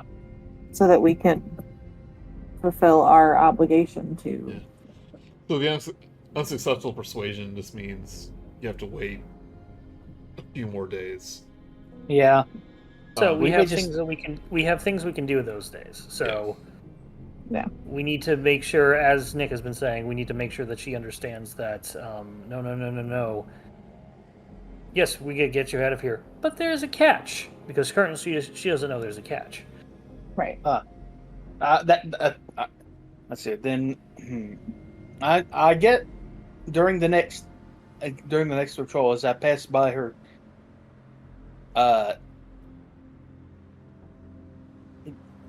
as I pass by her cell, I'll signal.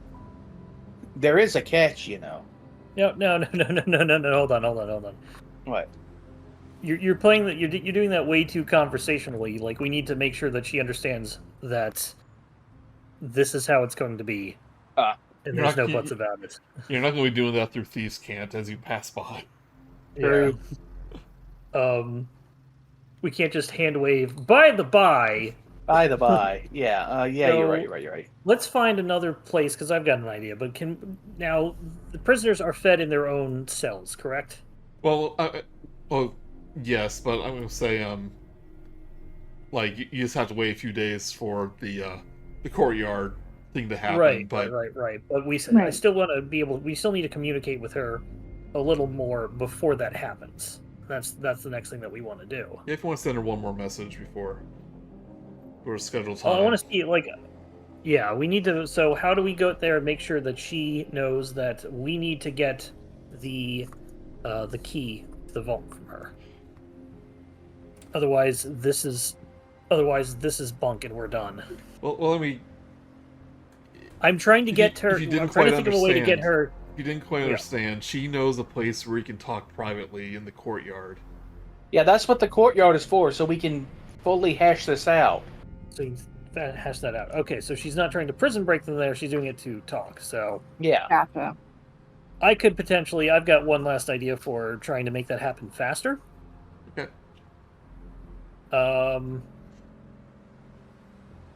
In the kitchens, we manipulate it so that some stuff burns and smoke gets filled everywhere, and they need to air everything out. And maybe, well, actually, this is a pretty big thing. I don't think we're going to be able to make enough smoke for that. Never mind. Maybe we'll just wait.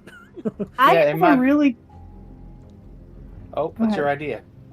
actually I have a really quick exit for us. All we have to do is jump. Well, I have feather fall.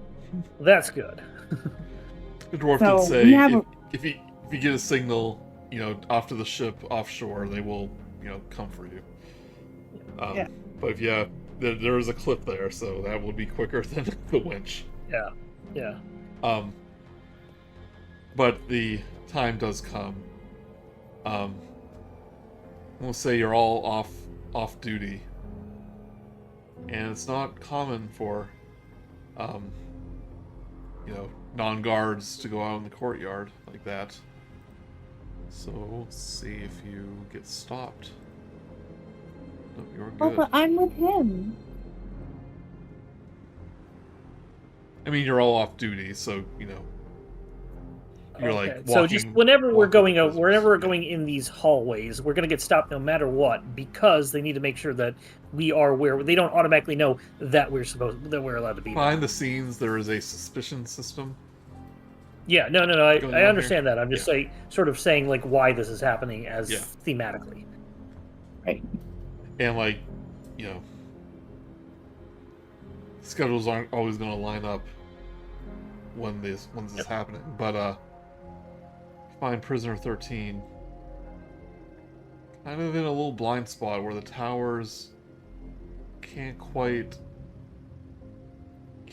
see her. You see her kind of huddled. She's kind of like kneeling down, almost like she's speaking to herself. I'm going to with telepathy, standing within 60 feet. Basically telepathically send her and say, "This is one of the people that wants to get you out for a price. This is a good time to talk. Scratch your nose with your left hand. If not, scratch with your right." She goes, "We can speak freely here." I'm 60 feet away. I could not hear that. Okay. What does she do? She does whatever you said. Means positive. Scratches with the left. Scratches her nose with her left hand. Yep. Sorry, So y'all I'm looking through the book here. Trying to cram. And this is the test. I'm not done studying. Yep. But yeah, she gives the indication that it's safe to talk. Go up. Prisoner 13. She goes, hey, it's the poop guy. Points to Krosnar. Yeah, that's him. And I can tell you two don't belong. Yeah. So, seems like you took a lot of effort to contact me. What do you want? Well, we're supposed to get you out of here, but there is a catch. She goes, no thanks. Big catch. No thanks, I'm fine. Well, Oh, but I then- really think you want to hear it. She goes, I like it here. Don't want to leave. Can I check in? I'm gonna roll inside. I call BS. I would like to insight that as well. Sure, yeah. And while they're insight checking her, I go, if that were the case, you wouldn't be standing out here in the freezing cold. Talking to us. I'm sorry, that was not supposed to be advantage, but my minimum roll on that is an 8. So the first thing I rolled was a 15, so it is the 21. She seems very matter-of-factly about it. She goes, what? I like the fresh air. Can't be stuck in a cell all day. Fair enough. So, sorry to waste your time. Oh, no time wasted. We still could get what we want and leave you here. That's fine. We need something from you. Her eyes kind of narrow, so... What do you want? Well, A certain key. to a certain vault. What's everyone's certain- passive perception? 15. Pass- 18. 15. Nice. She goes, key. And at this point, Go on. as she starts saying that, at this point, I'm going to cast Detect Thoughts. Yeah. Okay, so without the save, you get surface level, but then it's trying to go deeper. Initially starting to do deeper, or initially starting to do this, I want to get like another sentence in, and then we'll try to get a little deeper. Okay, that's the wisdom save. Target must make a wisdom saving throw against my 14 DC. Not too high, but this is Right, she succeeded the save. okay. But you do detect surface level, right? I do, yes. But she knows I'm probing into her mind. Yeah. Unless I shift my attention to another creature's this- thoughts, which I will not. There's definitely recognition when you mention the key in the vault. And you hear it's like the name like Axe Breaker. I think that was the name. Yeah. But like she quickly realized what you're doing. She goes, "Hey there. That was Yes. fine. Across the yard. But if you want to say something to me, say it to my face." Okay. What's the key? Where is it? It says, "Why should I tell you? What do you have to Well- offer?" Oh, to be fair, it was going to be freedom from this frigid hellhole. I'll let you in a little secret here. I want to be here. Get 3 square meals a day. Lovely weather. And I still have all the contacts I had before. But now I have the safety of the Lord's Alliance protecting me. She points to one of her tattoos. Just like a random one on her arm. Is it an actual Lord Alliance tattoo? Give me Yeah, roll. investigation, perception. Perception. That's good because I have a +8. Nice. Natural 20 for a 28. You notice that these tattoos have like runes etched in them, used for some kind of magic. And she was saying like she has the protection of the Lord's Alliance, being the owners of the prison. Um, but you realize like these tattoos have something to do with like why she wants to stay. Yeah, those are pretty nice tattoos. Definitely not the work of a prison tattooist. They kind of remind me of mine, and I like make mine light up a little. He goes, that's cute. I don't think yours is what I do though. She goes, let me put the pieces together.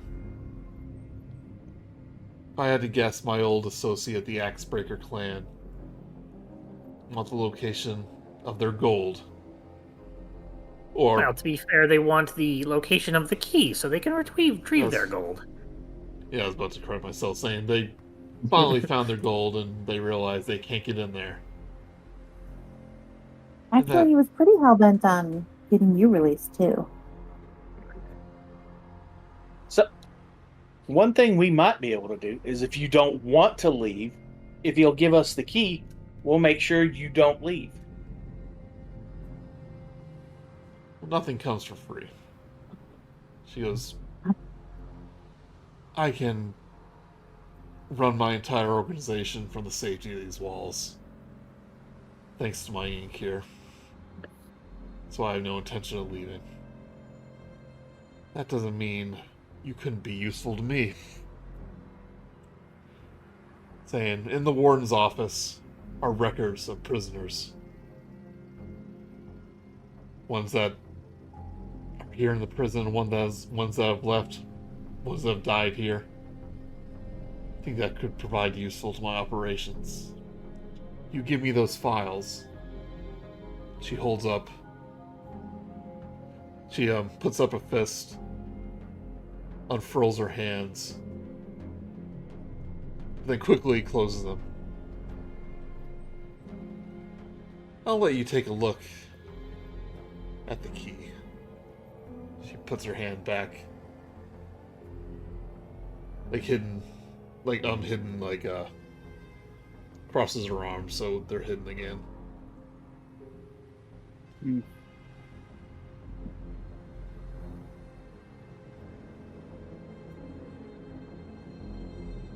What Alright. files exactly do you want? Just saying. Or does she want? Sorry. She said He they're wanted- like records of prisoners that have been at the at Revel's End. Most And of she the didn't records give for us- the prison, basically. Are there specific prisoners that you're asking for? Saying, I'll take them all. Yeah. You want Seems the whole very file uns- cabinet? I mean, I've got a bag of holding. It's not that hard to stuff the thing into it. And what do you plan to do with these files? Well, that's the fun part, isn't it? And where are you going to store them? She goes, I have a good memory. Well, I won't be keeping them.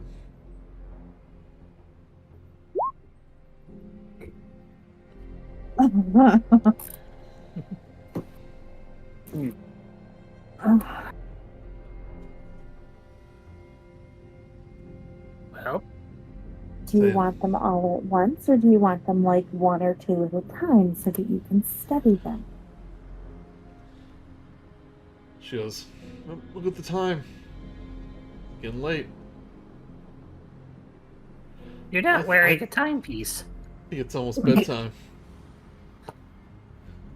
Saying, you give me those files, I'll give you the key. You can do whatever the hell you want with them. With the money inside. One last insight check on her honesty regarding actually giving us the key, if I may. Sure. It is minimum of an 8 from the roll, so it is a 8 plus 6 is 14. We'll say, yeah, 14. we'll say she says, that gold's no use to me in here.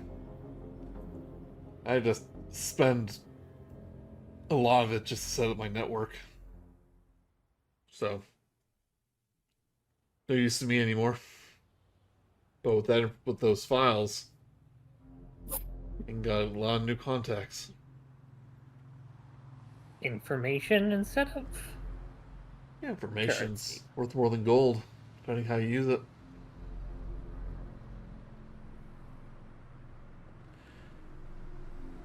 Now, if you excuse me, let me get some shut-eye. Escort me back to my cell, wouldn't you?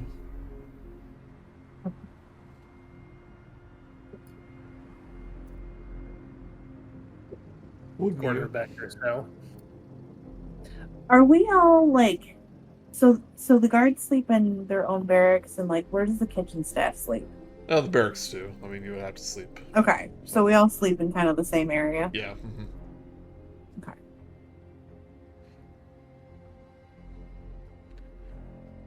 All right. So next time, the meeting at the mess hall. What are your plans? What are our Well- plans? What are we doing? Well, things So- have changed so- because I'm trying to...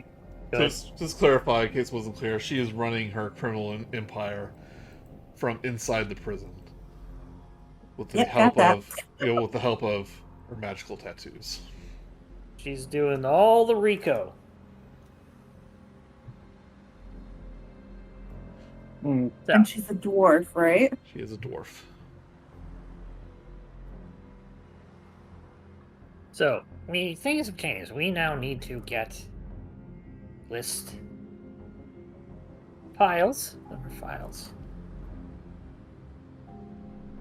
I don't know how I feel about this, you guys. Is this any worse than... I mean, this technically is less illegal than breaking somebody out of prison.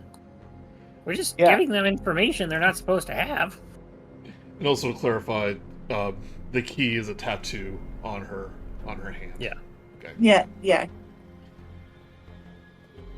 She has to clap her hands. That makes Tinkerbell open the door. Open sesame. I knew it wasn't going to be that easy, but it would have been so nice if I just like trick her to thinking about it and then detect thoughts, and I've got the password. Right. You would have known it's not just the pattern. There's like detailed runes that are like super intricate. Right. I'm saying it definitely wouldn't have worked in the scenario, but that would have been so great. Yeah. I'm thinking of a number 1 through the combination. 1 That through joke's on you. infinity.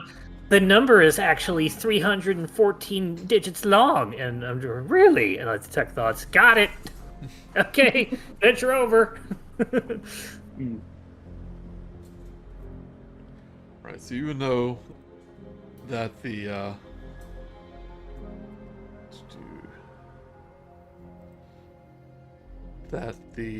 records office would be on one of the upper floors, one of the towers, next to the warden's quarters, which is over here.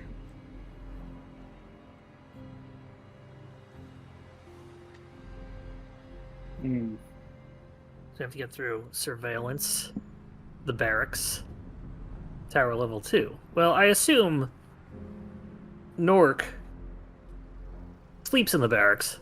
Mm-hmm. Do we also sleep in the barracks? I guess it's for everybody? Yeah, that's he said that already. Yeah, okay, sorry. It's probably write down notes. He doesn't really say, but like I assume that you have to sleep somewhere, you know? Yeah. So, No. It's either that or the stables. yep. You know the counselors sleep in nicer rooms. Over here. Yeah. Well,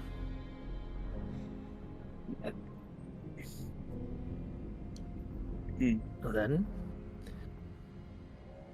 Any let's ideas? wait a night. I'd say let's wait a night, at least. Figure out what the overnight sort of pattern of movement is. And see if we can get any other information about who would be allowed to go to the warden. or how we could.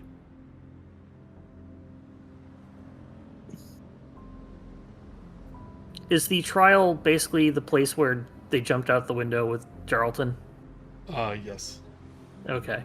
It is all stone now, so we can't do that Yeah. now. I only wish Charlton was here. Oh, I think he retired after that incident. Yeah. He's probably in the hospital, just getting his wings healed. that was in his best interest. Such a good movie. Loved it. Yeah. That was great, yeah. All right, so we're gonna observe, see the rotation, Mm-hmm. see when the warden kind of goes to their office and leaves their office during, in the morning and at night. Yeah. But Before that, I the would- records aren't in her office. They're next to her office. Yeah. They're in the Right. thing that's labeled office, which is next to the warden. But I imagine she's also over there, so.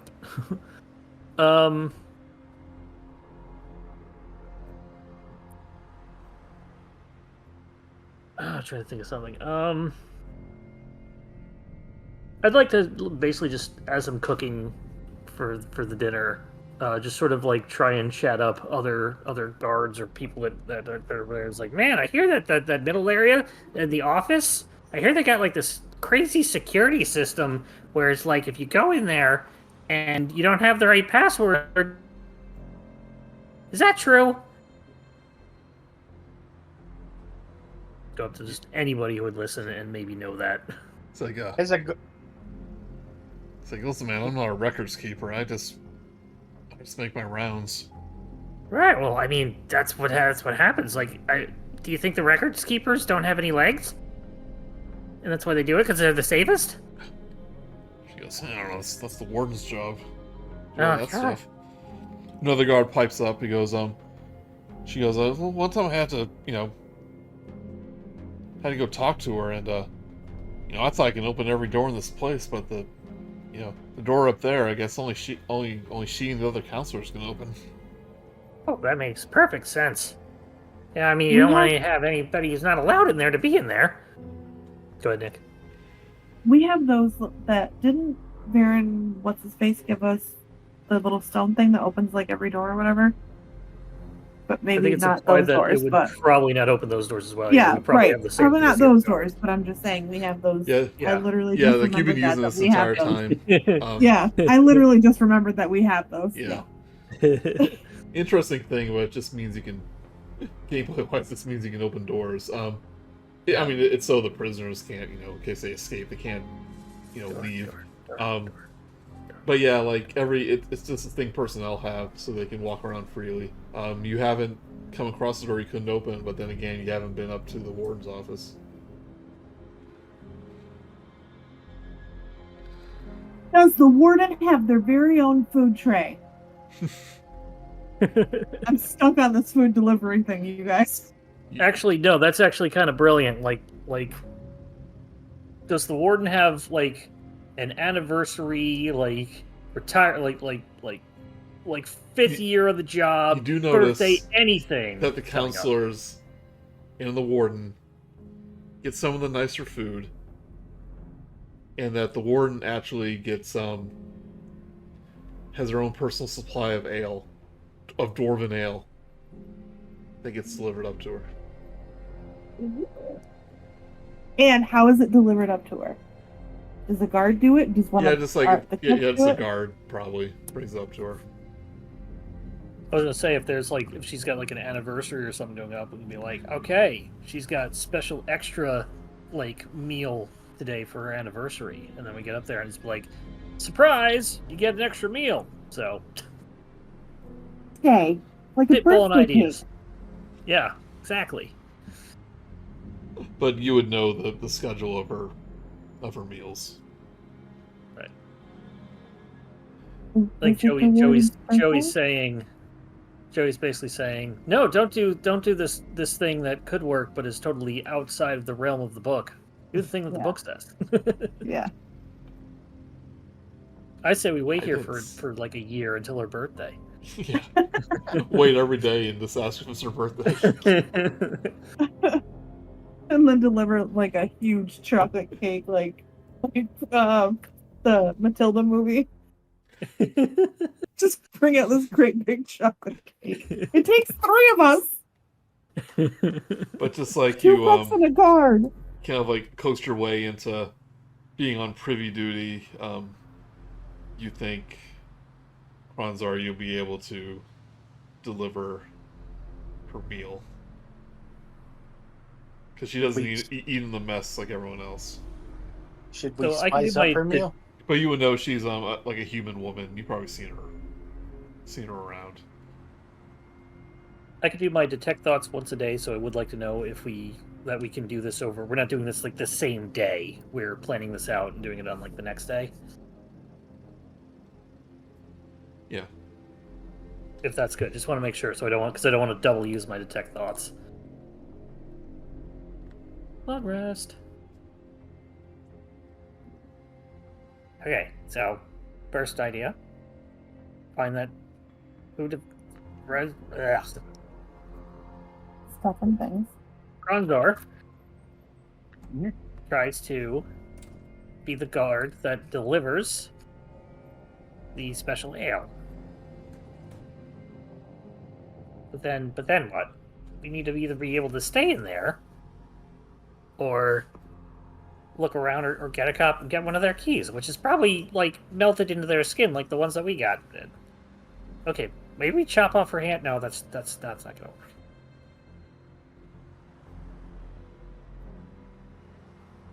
Man, wish I had knock. Right, Joey? What? Knock? Wish I had knock. Yeah, no one takes knock.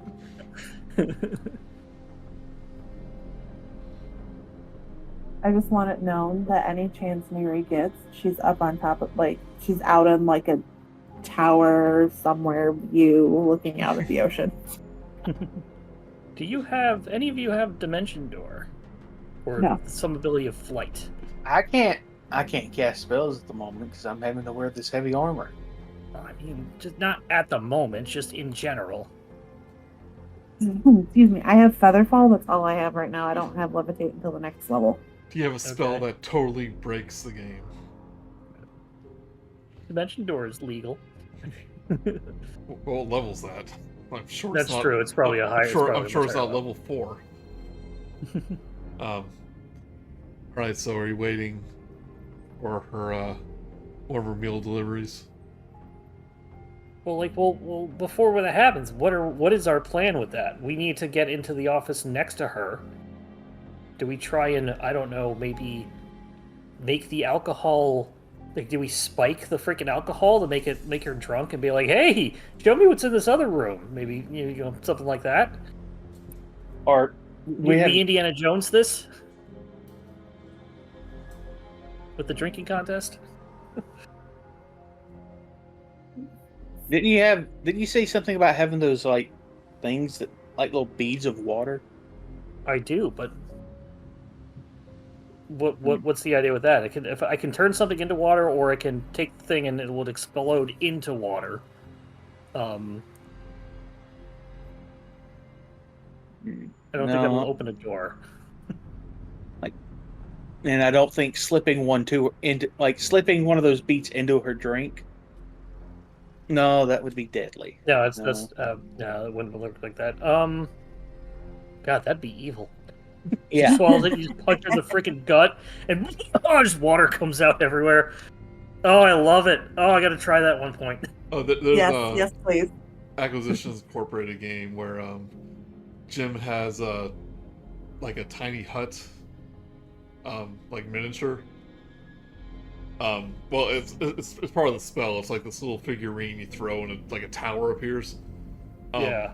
So like he took the tower, stuck it down like the bad guy's mouth, and then said the activation God. word. That's Yeah. I don't know. So, Is the plan Well, to actually- wait? Go ahead. I just had an idea. I'm gonna take oh,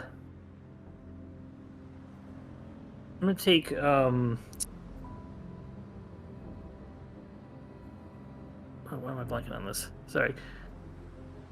Neri. I'm gonna take Neri's hand and go to one of the nearby doors and wave her hand near the door. And not use my way of opening it. Does it open? Does it like a thing if he gets nearby, it just unlocks and opens? You have to pull up the map, tap the door you want to open, and it unlocks. Okay, so it's not like a handprint identification, please. Nope. Mm-hmm.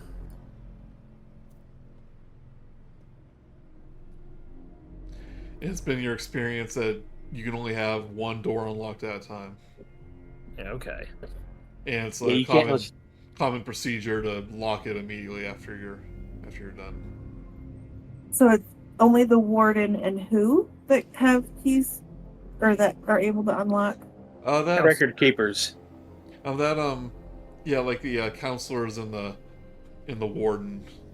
That one guard thinks like they're the only one that really have access to those areas, or like know how to bypass those special locks. Well, I mean, we're assuming it's this hologram HUD. Those doors might be something else. Can I do a little bit more talking around, see if I get any more information about how those doors might open? If it's the same sort of mechanism, just a higher guard level? Yeah, just roll me a d20. D20. 6. Yeah, you can't find anyone that's even been up in that tower.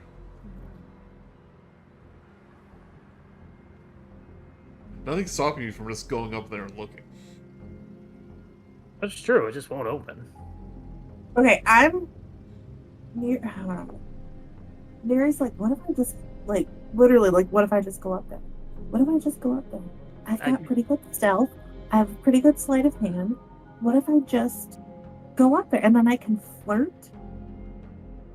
Here, take one of these in case you need a quick distraction, and I'll give her one of the water beads. Smash that, 15 square foot volume of water immediately comes out of it. Oh, okay. And I put it in my pocket. Be very careful with that. Don't break it.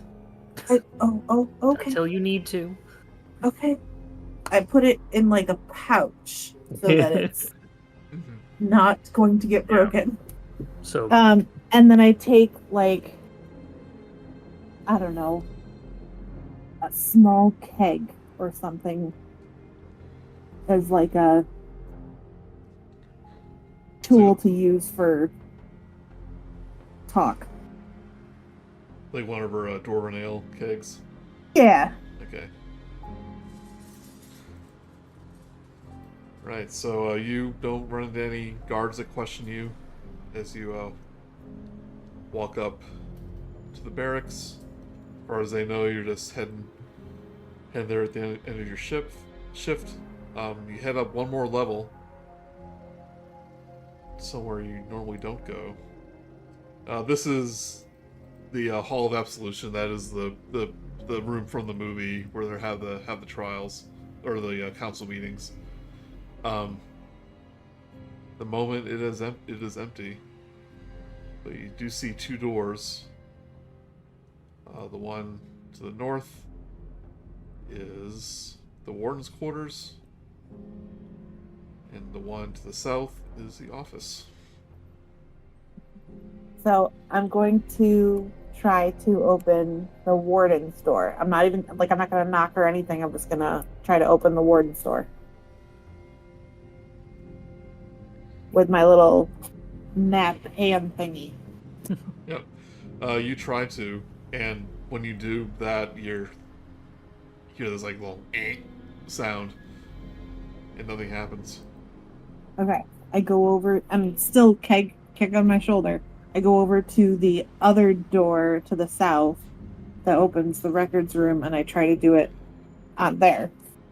You notice this pretty easily, but there is a very deep voice, Dwarven speaking in Dwarvish, like this shanty going on, like a dwarf singing. He's not trying to hide it. But it's like a drinking song, is what I'm trying to say. In the office that I'm standing in front of right now? In the warden's quarters. Oh, okay. Who you know whose name is Marthesis. Okay. Marthanus. I still go over to the southern door and try to open up that one, the records room door, first before I do anything. That one opens up immediately. I close it and go back to crap.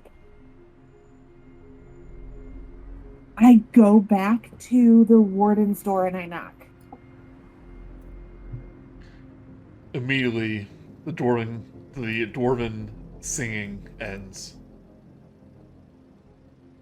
And you hear a feminine voice go, "Enter." And the door opens. And I go in. Hi, excuse me, new here. My name's Ramsey. I got a keg for you. Chef told me to bring it on up. By the way, really rockin' singing voice. That was amazing. What were you singing? So this room, much more furnished than anywhere else you've been. And while everywhere else has been like a comfortable temperature, this is just nice and toasty. And you see this middle-aged woman in red and silver robes, the colors of the Lord's Alliance. And as he asks the question, it's like, or complimenting on her singing. You see the spectral form of a dwarven ghost appear next to Marta. And she goes, drop. She goes, "Why, thank ya." Okay, gotta tell you, don't like ghosts. They can freak me out. I had a bad experience recently. Okay, cool. Who's your friend? She goes, "Thought it was common knowledge among the staff. Don't Well, really want to explain my possession situation right now, but just know that everyone's fine with it. But I do have a friend that inhabits my body every once in a while." Cool. That's cool. Which really Awesome. isn't really none of your concern. But Nope, the it's not. That's great. dwarf ghost goes, sees the keg, and he goes, it's like, "Ah, new keg. Fresh ale." She goes, it's like, "Yes, I know. My body can't handle that at the moment. We'll have to wait a few more days until we break open this one." Are you sure? I'd be happy to pour you some. It sounds like your friend maybe could use a cup. I know I sure could right now because I'm a little spooked. I don't mind. I could tap it right now. Do you want? Honestly, it's really such an honor for me to be here and meet you. Do you want me to tap the cake? Because I could. The dwarf's eyes, the dwarven ghost's eyes just go wide. And he goes, please. It's like, "No, I still have a hangover from last night's celebrations. Wasn't expecting another cake this early." I might be able to help with that. If you don't mind, Mike getting a little close to me. Yeah? She goes, I am well in control of my friend here. I know how to handle it." Oh, no, I meant the hangover situation. She goes, "Sorry, it's been a long night." Yeah, no, Thank you. listen, you got a big job. I get it. She goes, that would help." You notice her breath just smells of ale.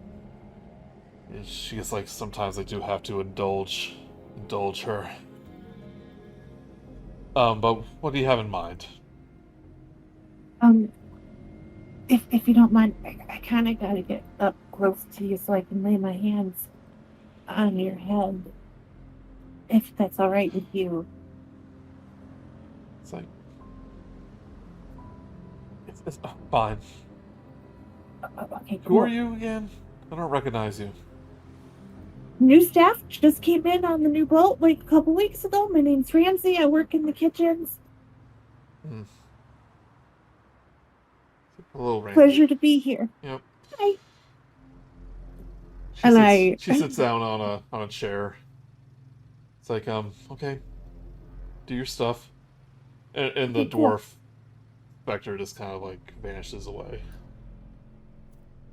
I walk up to her and I make sure that like my super air Genasi stuff is like going kind of mystically and making me look all cool. Mm. And because I want to look all like nice and sweet. And I put my hands on either side of her temples and I do my hand of healing. I have to spend a key point to do it. Okay. And she gets 1d4 plus 3 hit points because why not, trying to be nice to the big boss lady? Hey, that's a 7. Yeah, sure. What's your passive perception? 15. Okay. You do notice a ring of keys on her person. Of 7 Okay, keys. cool. Cool. Um, What color are her eyes? a beautiful olive green. As I'm doing this, I get I have my hands at her temple and I'm just like, I gotta tell you, you've got really pretty eyes. And I'm super flirty. Like I'm super flirty about this. Give me a persuasion or performance. Oh god, neither one of them are great. 14. She just seems to be relieved. I will say, since you roll like max with that heal, it's like oh, that does feel better. She's not really taking notice of what you're saying, but she goes, she's like, just goes like, yep. Mm-hmm. Don't know restoration spells, do you? That would really hit the spot. No, actually, I'm a monk. I grew up kind of isolated from society, so spells, it's just kind of a thing that I have. But, are you sure I can't maybe talk you into the glasses or something? Because, I don't know, it seemed like you could use it. She opens her eyes, and you're like right in front of her face. Well, trying to be nice about it, but yeah. But she's like a little startled, and she goes, "Oh, a little close there, aren't you?" Well, that definitely hit the spot. I feel much better now. It says not many of the staff here has your type of skills. Oh, I don't. I'm not like a healer. I'm more of like a knock the shit crap out of people. Your voice is getting a little hard to hear again. Sorry. I'm not really like a healer. I kind of beat people up is kind of my thing, but I also The opposite of healing. yeah, but I also like I'd rather be a healer. I'm trying to learn. It's really complicated. She just says, "So you wanted to beat people up? You should have been one of my guards." Yeah, they wouldn't let me. Like, wouldn't let you. Nonsense. Yeah. Anyone can be whatever they want to be. Yeah, I really like food though, so it's okay. Well, if you love food, then the kitchens aren't the place for you. I've seen it. She goes, Yeah, the food here is kind of not okay. So listen, the situation with my friend Vlax here is a little complicated, but I live with it. But to keep her happy means I kind of have to get drunk off my ass. every few days, and it is not good. Saying, but with you around, the healing touch of yours may not be so bad.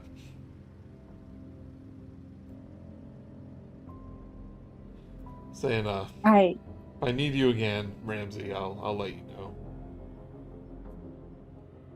yeah, and don't ever if you need a drinking partner, you can find me in the kitchen. I'm already drinking When for I- two.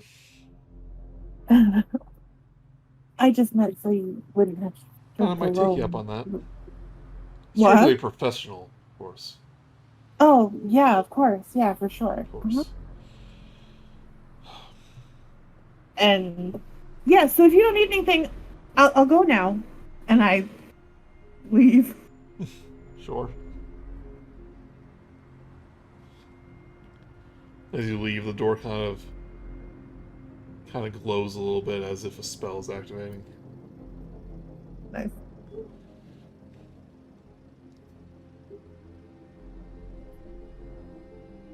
Alright, what next? I find Reggie and tell them everything. Okay, so there was a singing, and then there was a ghost, and I mean, Okay, there but was drinking. I'm like, Krosnar is proud of her. That was amazing. Good job. Wait, what do you Okay. mean the door just opened? Okay, the door just opened. But okay, but shh. The record store Oh. will open. You did The see a record desk store- with filing cabinets. Yeah. And there's stuff in there. So listen, I have a half-baked plan. I have a feeling that maybe the warden is going to call me up for a drink. And when they do, you guys go into the records room and I'll keep the warden distracted. Oh, that might work. Wait a second. I think I have something that might doubly help. So, Joey, you had said earlier that to open a door, we bring up the HUD, tap the thing, and the door opens. We go through, and then we close it. Yeah, that was the Because same way the office Two door doors cannot be open at the same time? The book's a little unclear, but the way I see it, it's just per person. Can only unlock one door at a time. Okay, But obviously that's I was- not practical, if only one Yeah. door in the whole place can be unlocked. Oh, yeah, no, I was going to say, let's jam one door open and then just, we're fine. Okay, alright. I mean, there's that not might be a good. time limit or anything, I don't think. I mean, you can make anything up you want. You're the DM. Yeah. Yes, but I like to play by the rules, Mark. Oh. Rules as written or rules as intended? One of those DMs, Yeah. Mark. Oh, yeah? Okay, Joey. How much falling damage do I take if I jump off the tower? By the book. Jeez, 1d6 for every 10 feet, Mark. it's at Up least to it's 20. 60 feet, I think. Up to 20. I'm just doing the rules here.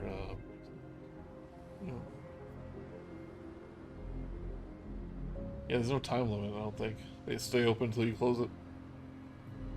Okay, well, I mean, if it's not one door only open at a time in the entire facility, Yeah. then the plan's I not mean, going to really help that much. It's but- kind of more, I think that's kind of more if you're sneaking in, not as personnel, to make it a little more limiting, but since you're personnel, it's pretty normal. Yeah. Yeah. Well, I was just trying to exploit that cleverly. Oh, if you have a way, yeah. Well, that's the thing. I was going to say if no more than one door can stay open at a time, I'd say let's just jam the office door open and we have all the time we need because all the other doors will be stuck. Yeah. But that's not how it's done. So it sounds like got filing cabinets. If the door's not locked, the Oh, I'm filing sorry, it cabinets only, are it probably only locked. lasts for 1 minute. I was looking at the wrong The part. the door. The door, yeah. But Okay. I mean, I have to assume it's per person. Yeah, that's fine. Again, you're the DM. It's your world. Okay, so get called up, bring the stuff, and we head into the thing. We would have to probably. Those filing cabinets are probably what's locked. The door's not locked. Unless you think you can get the keys off her. Okay, but then how would I get them to you guys? Because then she might notice that I've taken the keys. He might just have to lockpick them. Yeah, I'll try that. Now I'm also wishing I took the silence spell.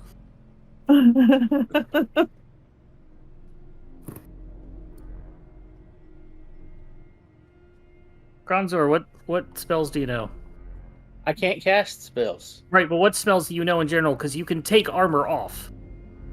I've got Bless, Charm, Detect Magic, Disguise Self, Guiding Bolt, Healing Word, and Sanctuary. Wait, why don't you Mirror just take your image, armor off? pass without trace. Why don't you just take your armor off and use disguise self to make it look like you have armor, Because it only lasts an hour. and then you recast it? It's a cantrip, right? No, it isn't. Oh, It's okay. a level never 1 mind then. spell. Ah,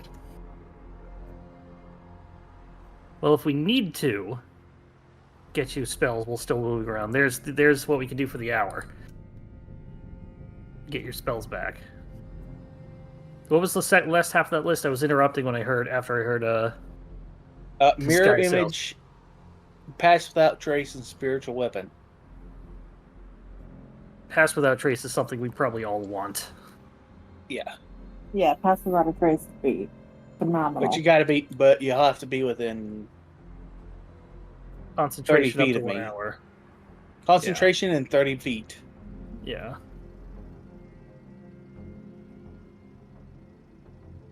Disguise Self is not concentration.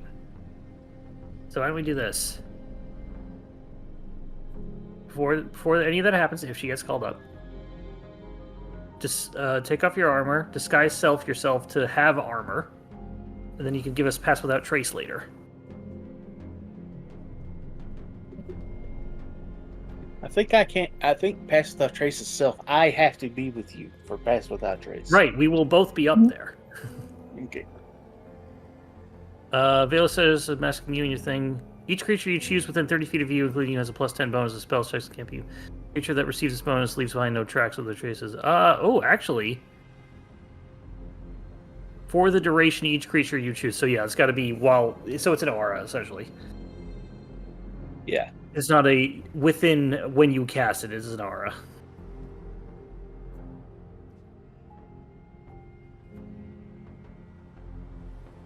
How certain are we that she's going to get called back up for healing massage? And John Redcorn this shit. Oh. I mean, I'm gonna say, like, for the sake of your plan, it's gonna happen within the next couple days. Yeah. Especially how eager the dwarf ghost looked. Yeah. Then I guess the day that we decide to do it, I switch out my splint for some scale mail. Well, the day that she calls me up. So I have a question. On the outside of these towers out here on like the parapets and whatnot, are there at nighttime torches that are lit along the walls? I mean, I would think so, yeah. Mm-hmm. Okay, so I have just for in case things go awry. I like to have a plan, and in case we have to book it out of here. Okay. Mark, with your mirror, or with one of your mirrors, if you signal the boat using the light, like reflecting the light from one of the torches off of like this wall, I can feather fall us down off the tower. Definitely. And then we can that'd just be good. book it off the docks. I think that's like the escape plan. You would probably have Yeah. to go up one of the guard towers. Those are the areas on the like over here. If you want to like get a signal out, either that or at the very top of the highest tower, which is the over here, the tower. Yeah, I was gonna say the center tower is definitely a plausible too, especially if we need to book it out of the office. I mean, We just these go walls, straight Right. up. these walls are here so prisoners can't get out, so you can't easily get up there. Okay. All right. But it looks like the roof of the center tower is open, Yeah. at least in parts. Yeah. Okay. So then that's the plan then. And you Yep. can like run on the roof, but it's a pretty high drop. It's like 40 feet. We'll be fine. We got Featherfall. It's Featherfall. We're okay. We'll just be Fine. prone for a little bit. It's fine. It's okay. We'll check Charlton. We'll be fine.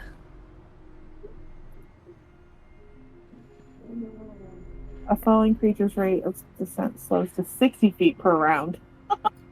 Okay. That'll be fine. Yeah, Featherfall's weird. But in my mind, it's just you can fall without taking damage. You're slow down Yeah, a little bit, that's yeah. really what. Yeah, they give you physics for how long it would take to actually drift down, but you can always cast it when you're 10 feet from the ground. Yeah.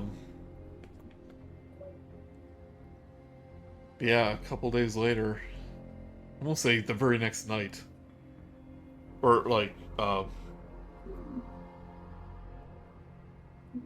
you get one of the guards gives you a message, Neri, saying, it's like, hey, the warden's asking for you personally, something about a headache. I got just the thing. Wink. And I wink. And I my magic hands. And I head up to the warden's office. Oh boy. And I let Reggie and whoever is nearest to me, I give them like the signal and like Yeah. it's like it's a go. Mhm. Okay, and I imagine this is sort of after hours, and not like during shift time and whatnot. We'll say it's Okay. near the morning since it's a hangover. Okay. Okay. So I'll go find Kronzar when Nira's heading on up. And be like, okay, switch your armor out. Switch your armor out. I'll do this telepathically. All right, we're doing this. Switch your armor out.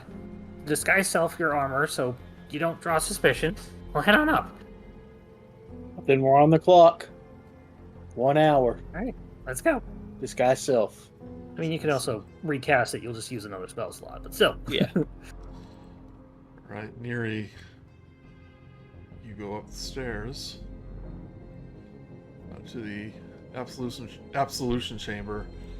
And unlike the last time, there is a figure present. You see a black dragonborn kind of going over some papers.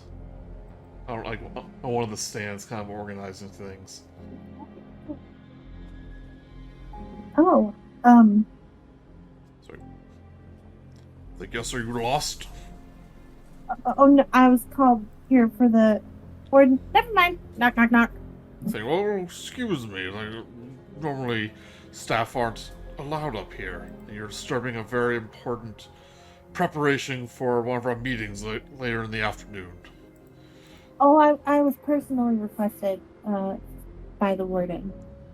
Personally requested. That sounds quite unusual, but as he says that, the door creaks open. Hey, buddy! Martis pops out like, it's fine, Counselor Norcius. She's with me. It's like, it's quite out of the ordinary.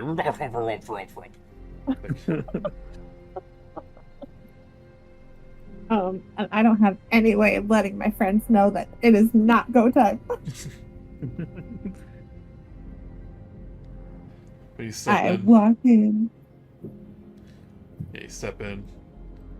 She goes, against my better judgment, I let my dwarvish friend have another bender. Saying, I need your Yeah. healing hand. if you had called me up here to have a drink with you, you wouldn't have been alone in your misery. And I again do. Saying, yeah, but under her possession, she prefers the company of other dwarves and not someone as pleasant as you. She's kind of like rubbing her temple. I put my hands over her hands, and I don't know. I'm all sweet and nice about it. And hey, another 7. Yeah. She just closes her eyes man. and goes like, so much better. She goes, would rather be drinking with you. Good. Not my loudmouth companion. She goes, one day I'm gonna get rid of her. So She's what's like, the just story? one day. I know the counselor Norix anyway,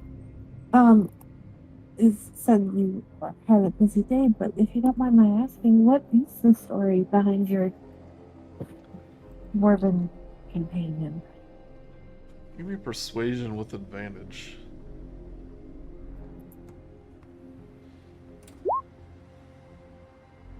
Oh, 11.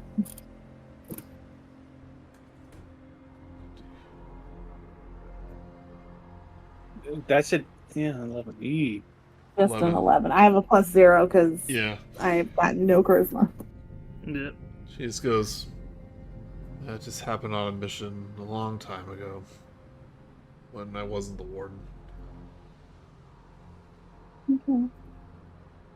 Nothing much to tell. I understand how sometimes our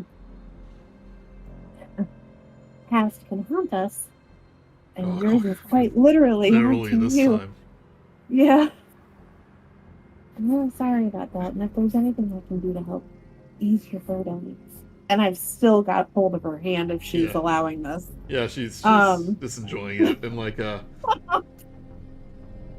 you hear like the dwarven kind of echoes, the dwarven voice echoes throughout the hall. She goes, you'd like it though. You'd like our time together.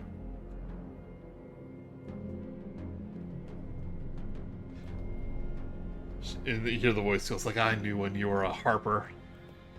Missions you went on. Marta goes, Harper? it's like, for the love of... Yes, I'm sorry. I was a harper before I was a member of the Lord's Alliance. Hear the dwarf go, yeah, it used to be. It's like, but never you mind that. And she gets a little more serious. Kind of removes your hand. Goes, we shouldn't make a habit of this. Yeah, okay. Shouldn't have a crutch for my own actions. It's irresponsible. So during this time, what was everyone else doing? Getting set up to go on up the stairs. I imagine we've got armor, de-armor, change back into normal armor for Renzor, or Krenznor. Disguise self, so it looks like he's got normal armor. Like it looks like I'm wearing splint, but I'm wearing. Yep. Mm-hmm. Well, it's mainly it's mainly you're wearing the colors of the Lord's Alliance, so it's like an official uniform. Yeah. So like, when people are off duty, they don't wear that, but you're trying to act like you are. Then a pass without trace, I assume. So we can extra sneak around. Yeah. There you go. Okay.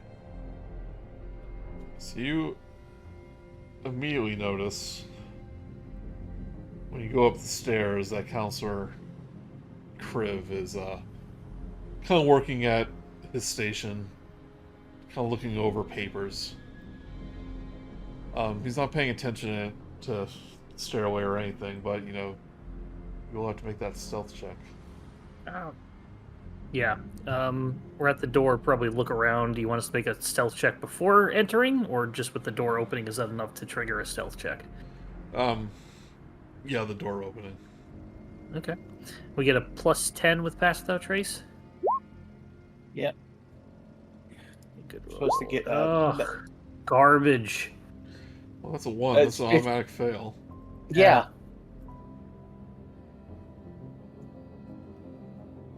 That's a 15 for me. Not much better, even with the natural 1. Yeah, it's such Do you have halfling luck?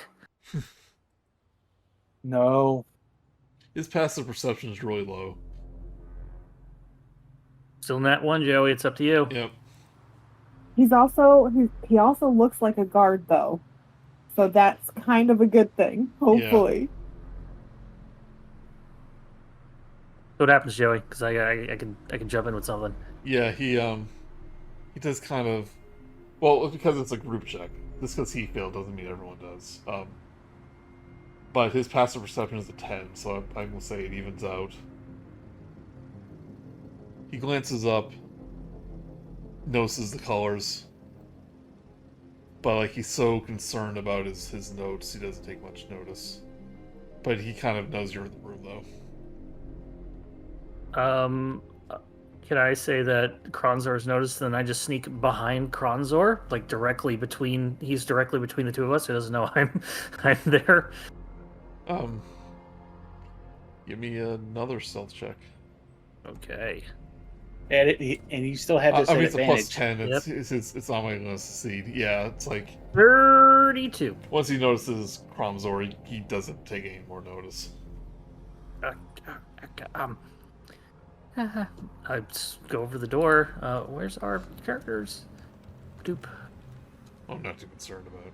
You can move if you want. Well, we now have potentially could enter combat. It's true. So we go here, open up the door, going in. I will telepathically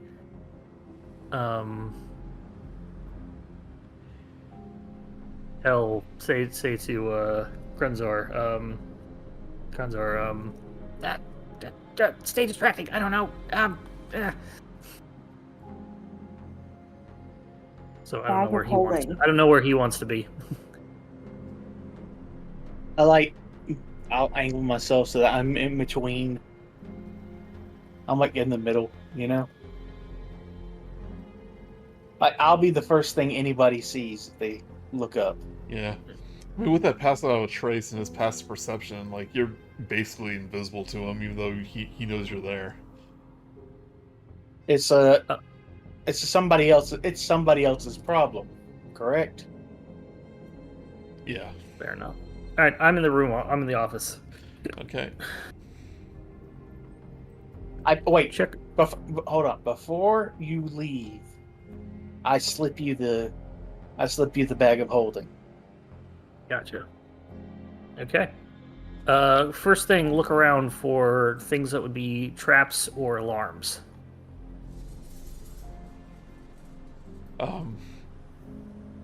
You're just looking? I am investigating. I'm not going to touch anything immediately. I'm going to first glance around. Give me either investigation or arcana.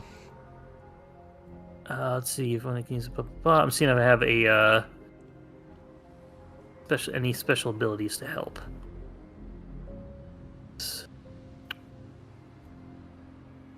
Duplication, telepathic. Thought I had something that let me eye for detail. Whenever you can use a bonus action to make a perception check to spot hidden creature or object, to make an investigation check to uncover or decipher clues. So I can just do that during combat. So what would you say? Either investigation or arcana? Yeah. Okay. I'll take 14 investigation. The most complicated thing you see in this room is a keyhole. And you notice a locked cabinet and a locked drawer in the desk. Where is the keyhole? On the door of the cabinet. And Okay, the drawer of the desk. there are 2 different keyholes. Sure. Is that what you're saying? There's 2 different key because you said there's a keyhole that's amazing. Also, there's 2 things that are locked. Okay, so There are first thing I'll locked go. things in the room. Yes, I will. I will then head over to the. I will head over to the the filing cabinet. Okay. And I'm going to investigate that for any sort of traps or alarms. Also include the original one. It's a keyhole. Don't see any traps, any runes. Okay. All right. I'm sorry. I'm just setting up a thieves' tools thing on D&D Beyond. So because I Wouldn't have it just be expertise in sleight of that. hand? It used to be. It depends on the person. It's generally a dexterity thieves' tools check, where the thieves' tools is the proficiency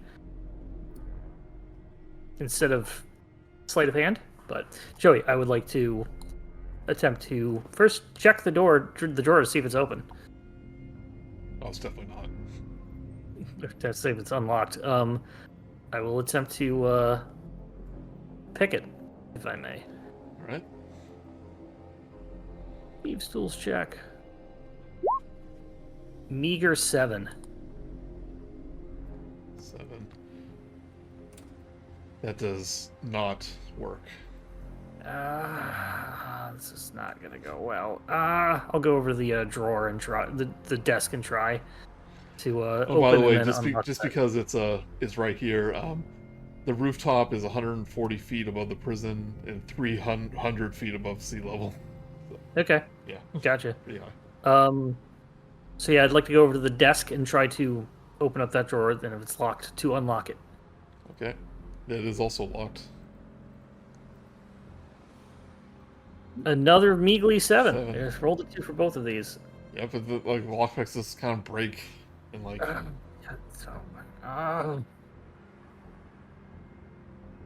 How big is the filing cabinet? Is it like a small one, or is it like a wall one that has like 3 different things on it?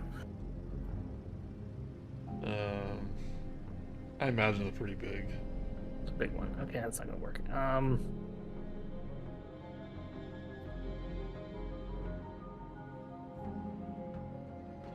gonna double check exactly what she wants here.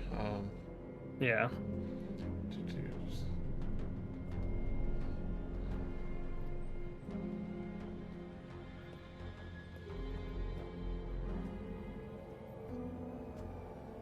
The warden has a ledger, probably in her office. It contains all the names, crimes, and prisoner numbers of everyone ever incarcerated in Revel's End. Bring me that list, and I'll see that you get your key. Sorry, I should have said that before, but I just didn't. Are there any loose papers around? No. I'm gonna go up to the doors, like open it, and then be like, I can't get it open. Telepathically. I can't get it open.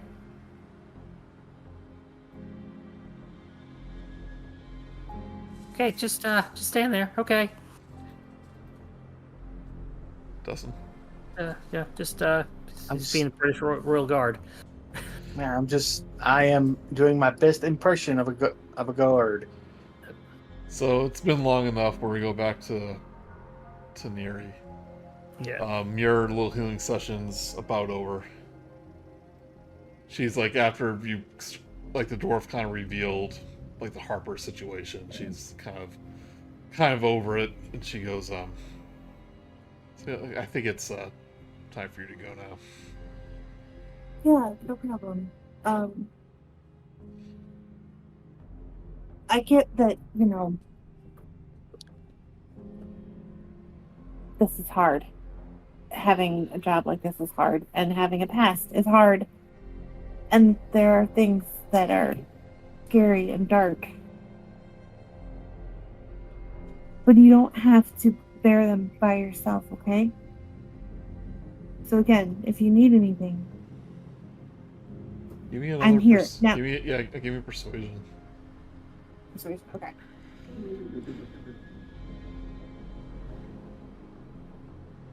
$16. She goes, it is really stressful.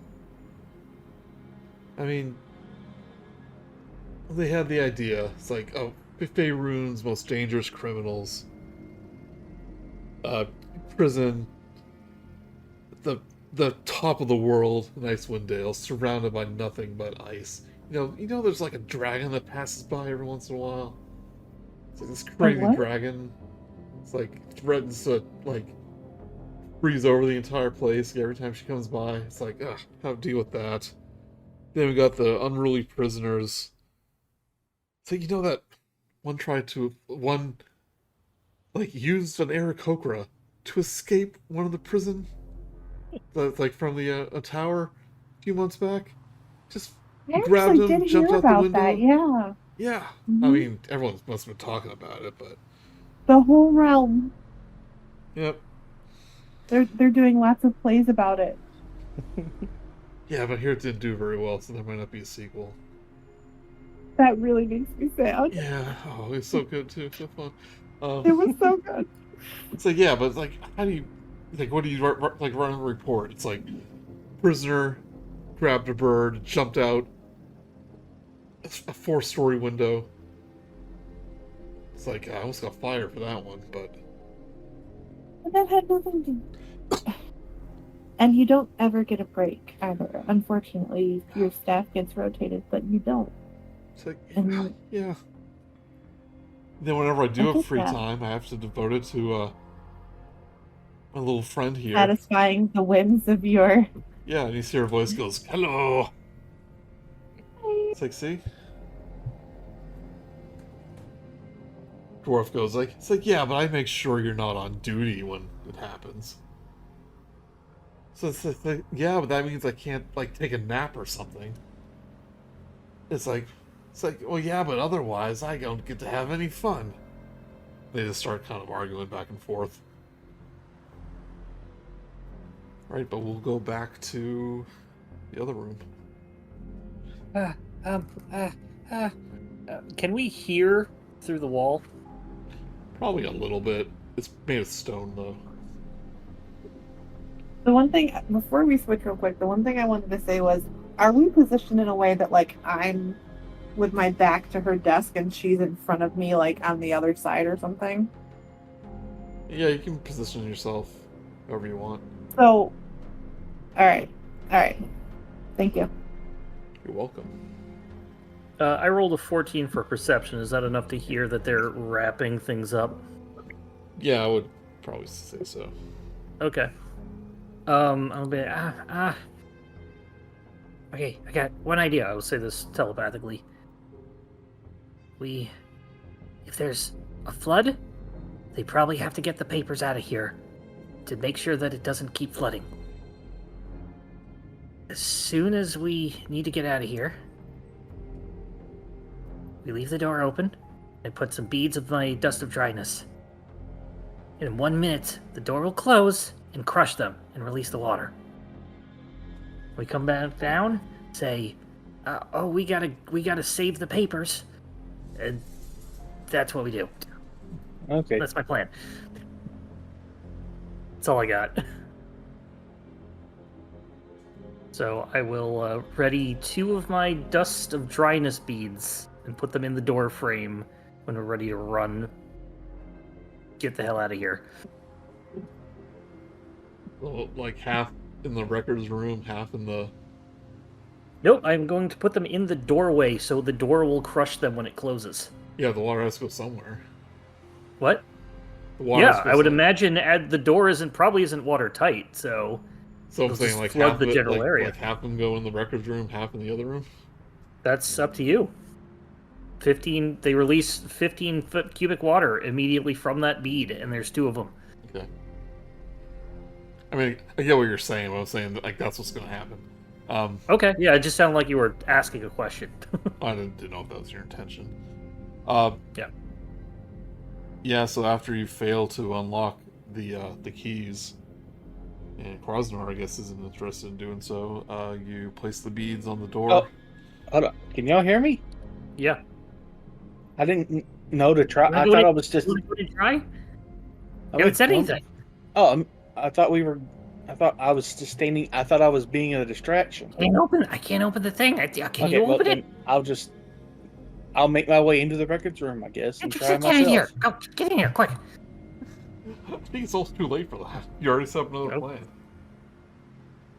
I mean, I could move the beads. Like my pick snaps. Well, ask Joey if 11 is enough to open the door, whatever Is you're 11 trying to unlock. Is 11 enough to open the lock? You don't get to do that. We're already on to phase 2. Oh, Yeah. Running out of time. So, yeah, I'll put the Okay. beads down.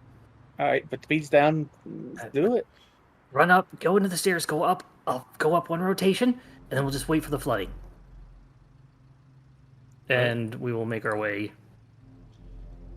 Yeah, into the stairs. a moment a little later, you bit. hear just a wave of water rush on the floor below you. Neri, when you exit the room,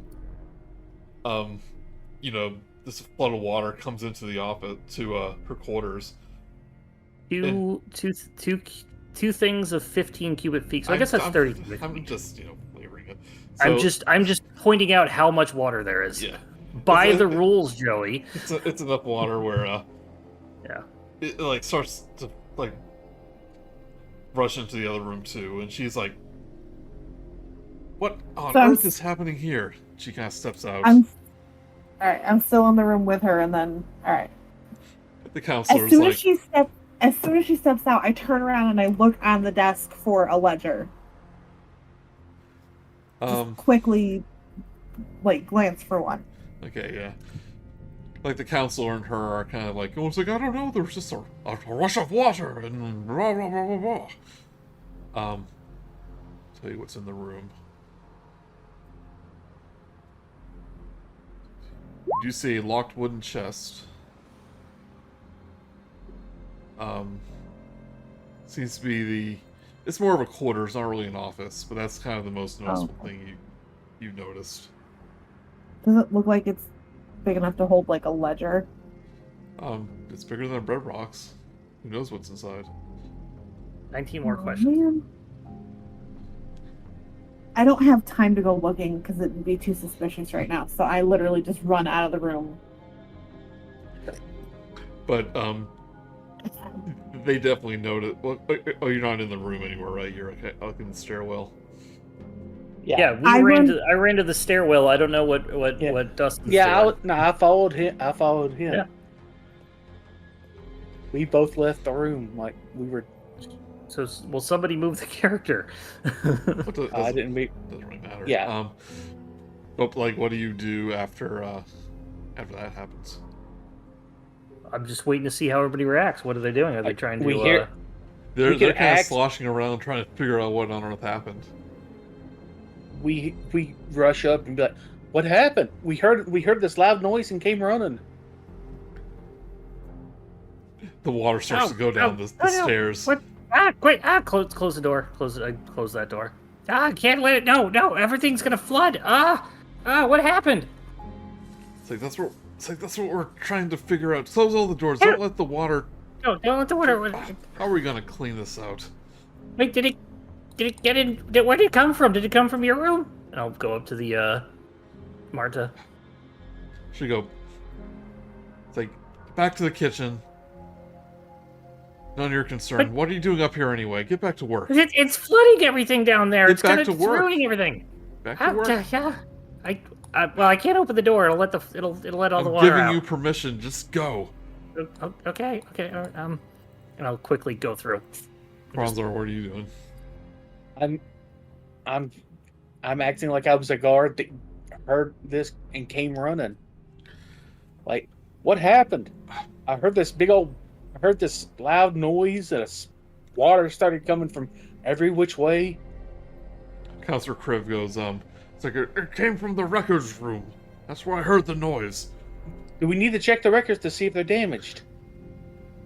Saying, I'm not too concerned about the records, but investigate the area. We need to know what happened. I mean, water just doesn't appear. Saying, I'm going to go down to I'm going to begin a search to see if any of these other traps are anywhere else in the prison. We don't want to. This could be the start of an uprising. Is there anything? Put I the can guards on do? alert. We might have suspicious activity going on. But he points to Kronzar and goes, "You check the records room, see if there's any evidence of any tampering."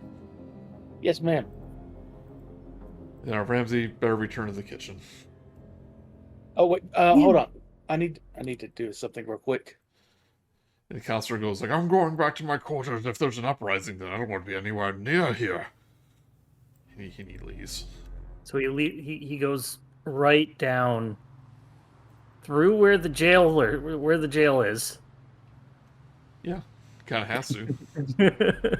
I don't want to be anywhere near here. I'm going closer to the jail, Yeah. to the prisoners. I went up a little bit, like up the spiral staircase a little bit, and just hiding there. Okay. If you need a stealth roll, it's this plus 10. Good 23. He's not noticing you. Yeah. All right, But, I'm not near Marta- you anymore. That's not plus 10. Marta, You were will, within 30 go feet back of me. town to start organizing like search parties, see if there's any more traps anywhere. Before she headed off back into her office, I gave Well, like, she as said she was downstairs, passing- but yeah. right as she was passing me. I kind of gave her hand a squeeze and was like, "If you need anything," and then I let her go. It's like she's like, "Oh, okay, I need to get to work." And she is downstairs. So this floor is now empty, except for us. Yes. Well, it's full of water. I mean, empty as personnel. Yeah. I will quickly open the door, jump in, and be like, "Okay, guys, you guys look around. I'll have some more pebbles. I will. If anybody tries to come up the stairs, more water. Hand me back the bag of holding. Take the bag of holding, I'll- and I will make a whole bunch more pebbles out of the water that's in here, and then jump immediately back into where my hiding spot was. And then I'm gonna go try to pick the lock on the door again on the record store. Go for it. I'm gonna say I get 3 more. 14. This time, you hear a little click. And do you open the cabinet or the drawer first? I'm gonna open the drawer first. All right.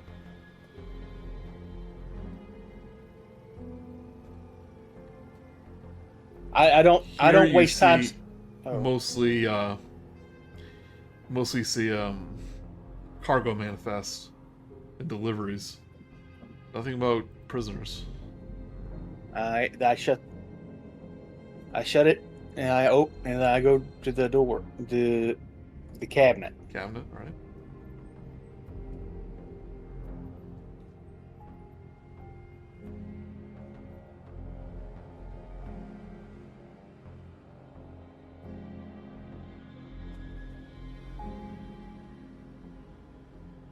Did you roll? Oh, sorry.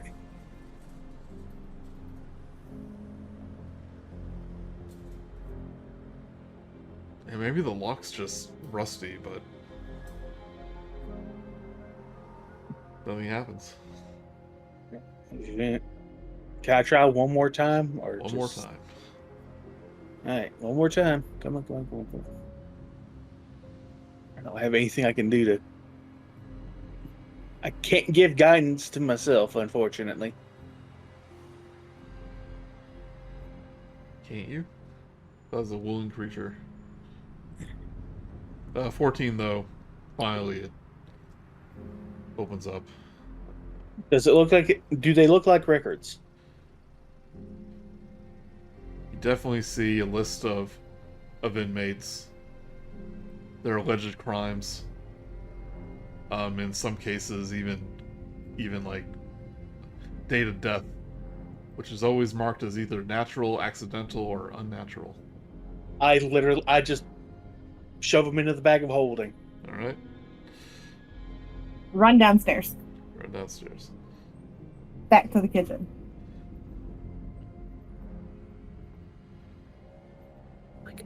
did you guys remember to relock the cabinets and maybe replace the pick? No? Okay, alright, let's go. We don't have time. We are officially on the clock. And it's running out shortly. We have to get her these documents and then And then just get out. get the heck out of Dodge. Yeah. Yeah, we're Okay. So you notice that a lot of the guards have been called on duty. They're like checking doorways, checking cells of the prisoners. Like I think this may be some kind of somehow like a escape attempt. And you notice like security is pretty tight.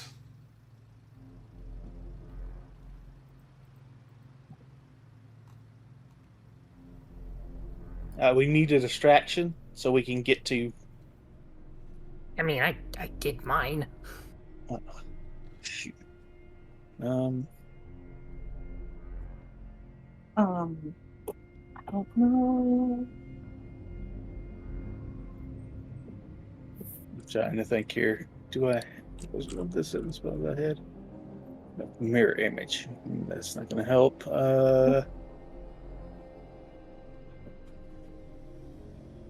I do have some. Okay, let's try and act like we're investigating and slowly make our way towards the prisoner 13s. We're And if cooks. we I don't think we can do that.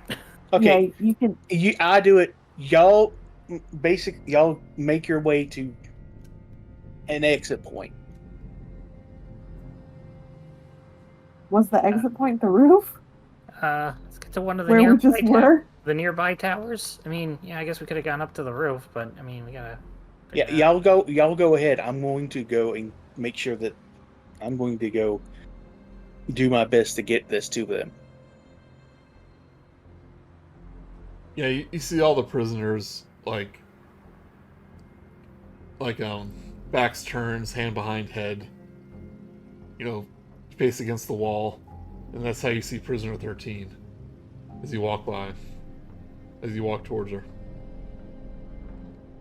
Is there a guard? Is there 8? How many guards are near her? There's guards everywhere. But they're distracted right now because they're. Well, there is a guard station next to her. Right next to her? Searching her cell. But there's only. I step into the cell with it, and I cast Charm Person on that guard. Sure. DC Wisdom 13.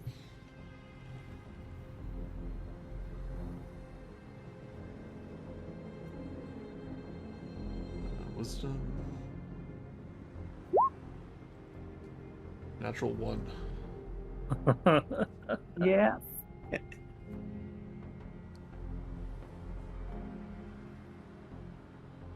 What do you do?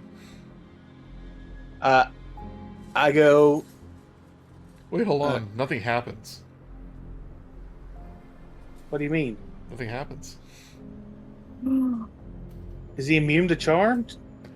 No, there's anti-magic field. You jump back. We He's jump back the anti-magic. camera. Yeah, we jump back the camera to me and Nick's character, and we're like, I hope he remembers that there's no magic allowed inside of the cells. and we jump right back.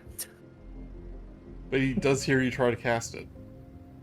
It's like, see, He goes, "What are you trying to do?" I don't know. My hand keeps doing this. Nothing's happening. Don't worry about it. Give me deception. All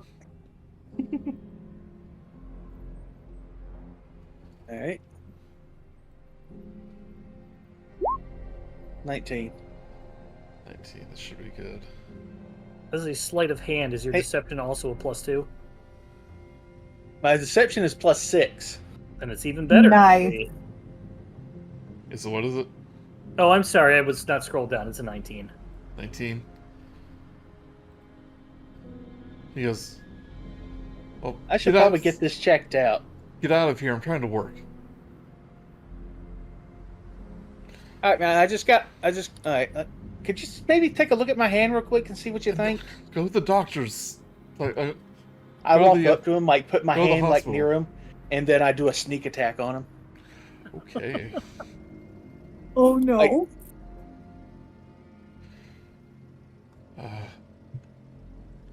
Let me bring up the guard stats. Would you say he'd be? I would say Hard. he'd be very surprised, but I don't have anything that takes advantage of that at the moment. I don't think. Yeah, you get advantage. Meanwhile, Reggie and I are up top. Whispers and I are up top. Gee, I wonder if it's taking so long. I hope he's not getting into any sort of trouble, like, maybe fighting all of the guards at once. So, I kid. Why would he do that? That'd just be silly. In a cell, all Yeah. by himself, yeah, roll me back attack at into a advantage. corner.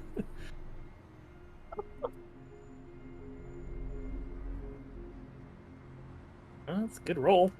20. 10 damage, though. Doesn't even hurt him much. Oh. We're not fighting kobolds. Well, friend, that did not quite go how I expected it. Well, I'm bringing your character over here. do I just need to give you my sheet and Don't just know say what you were thinking. Where's your token? well, It's where we left it behind the door There it under is. the That's it. yeah. All right, what happens? Just to move it along, since it's running late. once I see that it immediately fails, I'm like, well, No, you stabbed him. no, I didn't That's the stab short him. sword. Yeah, I didn't stab. I was trying to club him with the pommel. No, Well, it didn't matter. You still hurt him. Yeah, like, And that. But just move thing along. He's like, well, what? He's like, what are you doing? Prisoner 13 will rise up, take her hands in a fist, deliver a blow right across the guard's the side of his head. Gets knocked out cold, and she goes, "You are not very smart, are you? What are you doing?" I panicked. She like looks around, sees like so is everyone else. Get back here. I quickly come in. I start reaching into the bag of holding, and I lift everything up. Where do you want this? She goes, "Not here. I need time to study it. I'll meet you in the yard. Now get out of here, you idiot." And I book it to the yard. So, as a result of this, all the guard remembers is that Prisoner 13 knocked him out. Next time, and like things settle down after an hour or so. They realize whatever happened obviously isn't dangerous. But Prisoner 13 did knock out a guard. She's being penalized, and she's not allowed to go out to the courtyard. And basically, weeks, well, a long time passes. Yeah, y'all are gone. You two are gone. I'm still here. Yeah, after about the 4th hour, we're like, You think he died? I don't know. I think he's okay. So this might be a failure. yeah. This might be the point where we begin to get frostbite Yeah, since on our you were extremities. since you were waiting up there and you didn't know that she even wanted to view it in private. We'll say eventually Kronzar, during the chaos, you tell him what happened. That, like, Prisoner 13 assaulted a guard. That you don't think it's gonna end well. Aha. Shoot. I'm trying to think about how I can do this that ends with crap. I I mean, know what I got to do, but I'm not going to be happy about it. I am completely okay if this ends up just being, or gets like arrested for a couple of weeks. Yeah, like and even fail if you, because even if you wait around a couple days, you realize that Prisoner 13 is being punished, yeah. and like you don't think the boat's gonna be waiting around much longer. I take everything I can out of my bag of holding except for the information, and then I stash the bag of holding somewhere as safe as I can. And then on my way out, I tell her where it is, and I hope the next people who come by are able to get the key. Well, no. If you tell her where the bag of holding is going to be with the information in it, maybe she'll give you the key. Okay. But how am I going to? Yeah, Get a Hail Mary and just say, "I'll tell you where this is if you tell me where the key is." Yeah. Right.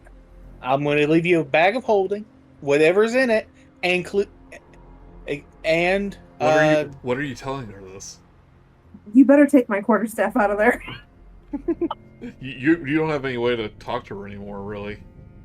She's in solitary. She's basically in solitary for assaulting a guard. Well, wait a minute. could I maybe try to get on duty or no? Nick, Reggie- what's your idea? I think Whispers has Go ahead, yeah. telepathy. Whispers has telepathy. Whispers can telepathize. As Whispers long as I can- can see. Oh, that's true. Darn Yeah. it. I think this might be This is a failure. fail space. She's in solitary. A guard knows you tried to charm him. And Yeah, he does remember attacking. It's only a matter of time until this gets around back to you. We take the best case scenario that we have right now is that we hightail it out of here. We take the notes with us, and we bring it back to what's his face, and say, "This is what she wants in exchange for the key." All you gotta do is get to her, and we're just like, whoop, whoop, whoop, whoop, whoop, whoop, whoop. Yeah, you managed to slip away. We at least give him the information. Yeah, I say, oh God, I'm so sorry. Oh man, this is. I thought the casino was a bad time. The whole time of the boat, we're just sitting there. We're just like, you just punched the guard, I panicked. right? I'm only. Like in the middle of the jail. I'm not proud of what happened. I push him off the boat. Neri is actually sad and kind of internalizing because she really did kind of get not feelings, but like bonded with the warden, and the warden might actually find a little note on her desk at some point that just says, "I'm sorry," and that's it. Frowny face. Yeah, frowny face. Just "I'm sorry." Frowny face. XOXOXO. Remember Yeah. the good times. Yeah. So unfortunately, you that means we don't decide level to. up. Yeah, you bundle up, signal your escape, and a disappointed Axebreaker clan realize that you weren't able to learn what the runes unlock the vault was, but you do come back with information that it is located. The tattoos on her arm. You have what she wants with you, but unfortunately things got so out of hand that she became inaccessible. You will be out of solitary in maybe 3 months. You just go organize basically a visitor thing, one of those conjugal visits, and you can pass whatever you need to. Well, I mean, not for nothing. You are the one who wanted her to be in there in the first place, so why can't you just go up to the prison and say, hey, it's me, the one who imprisoned her. I want to see her. And she's got a point. So unfortunately, X-Spectre Clan is thankful for what you were able to do, but unable to pay you anything. They're This is- giving us a bad Yelp review. Yep, and then I'm giving the Golden Vault 1 star. No! No.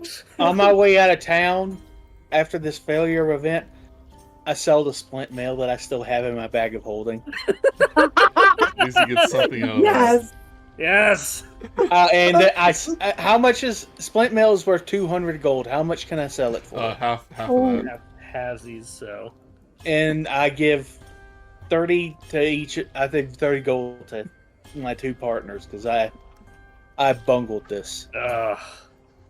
I thought, I was like, oh man, okay, wait, we could distraction, maybe they'll empty it out with the, I'm actually no. kind of happy with the bead of water idea.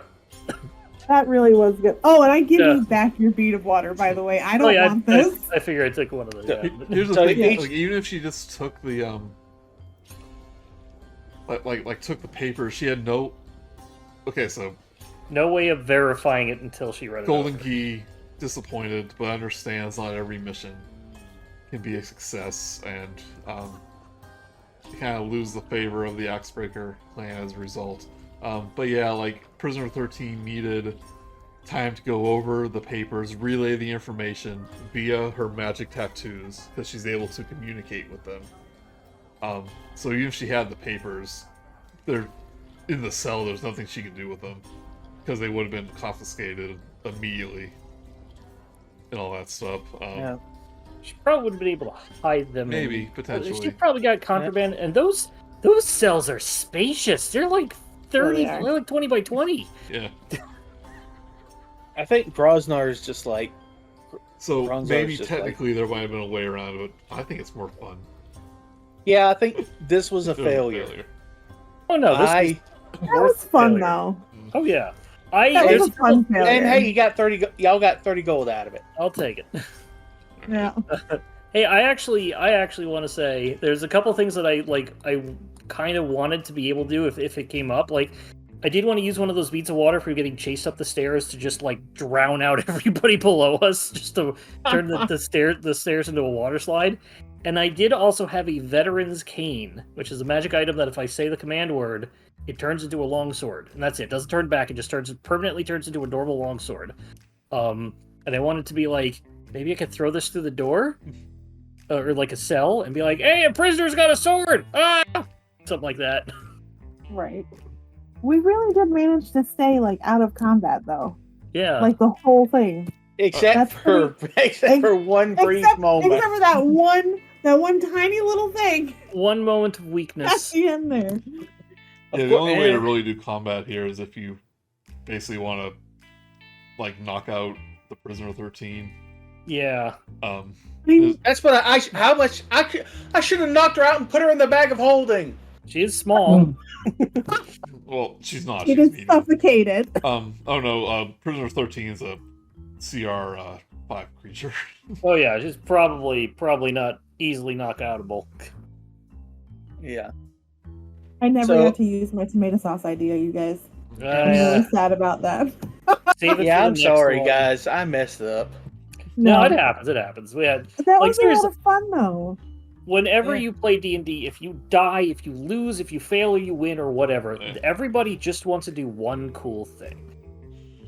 I was able to jury rig a distraction with some water, and Yeah. I'm happy.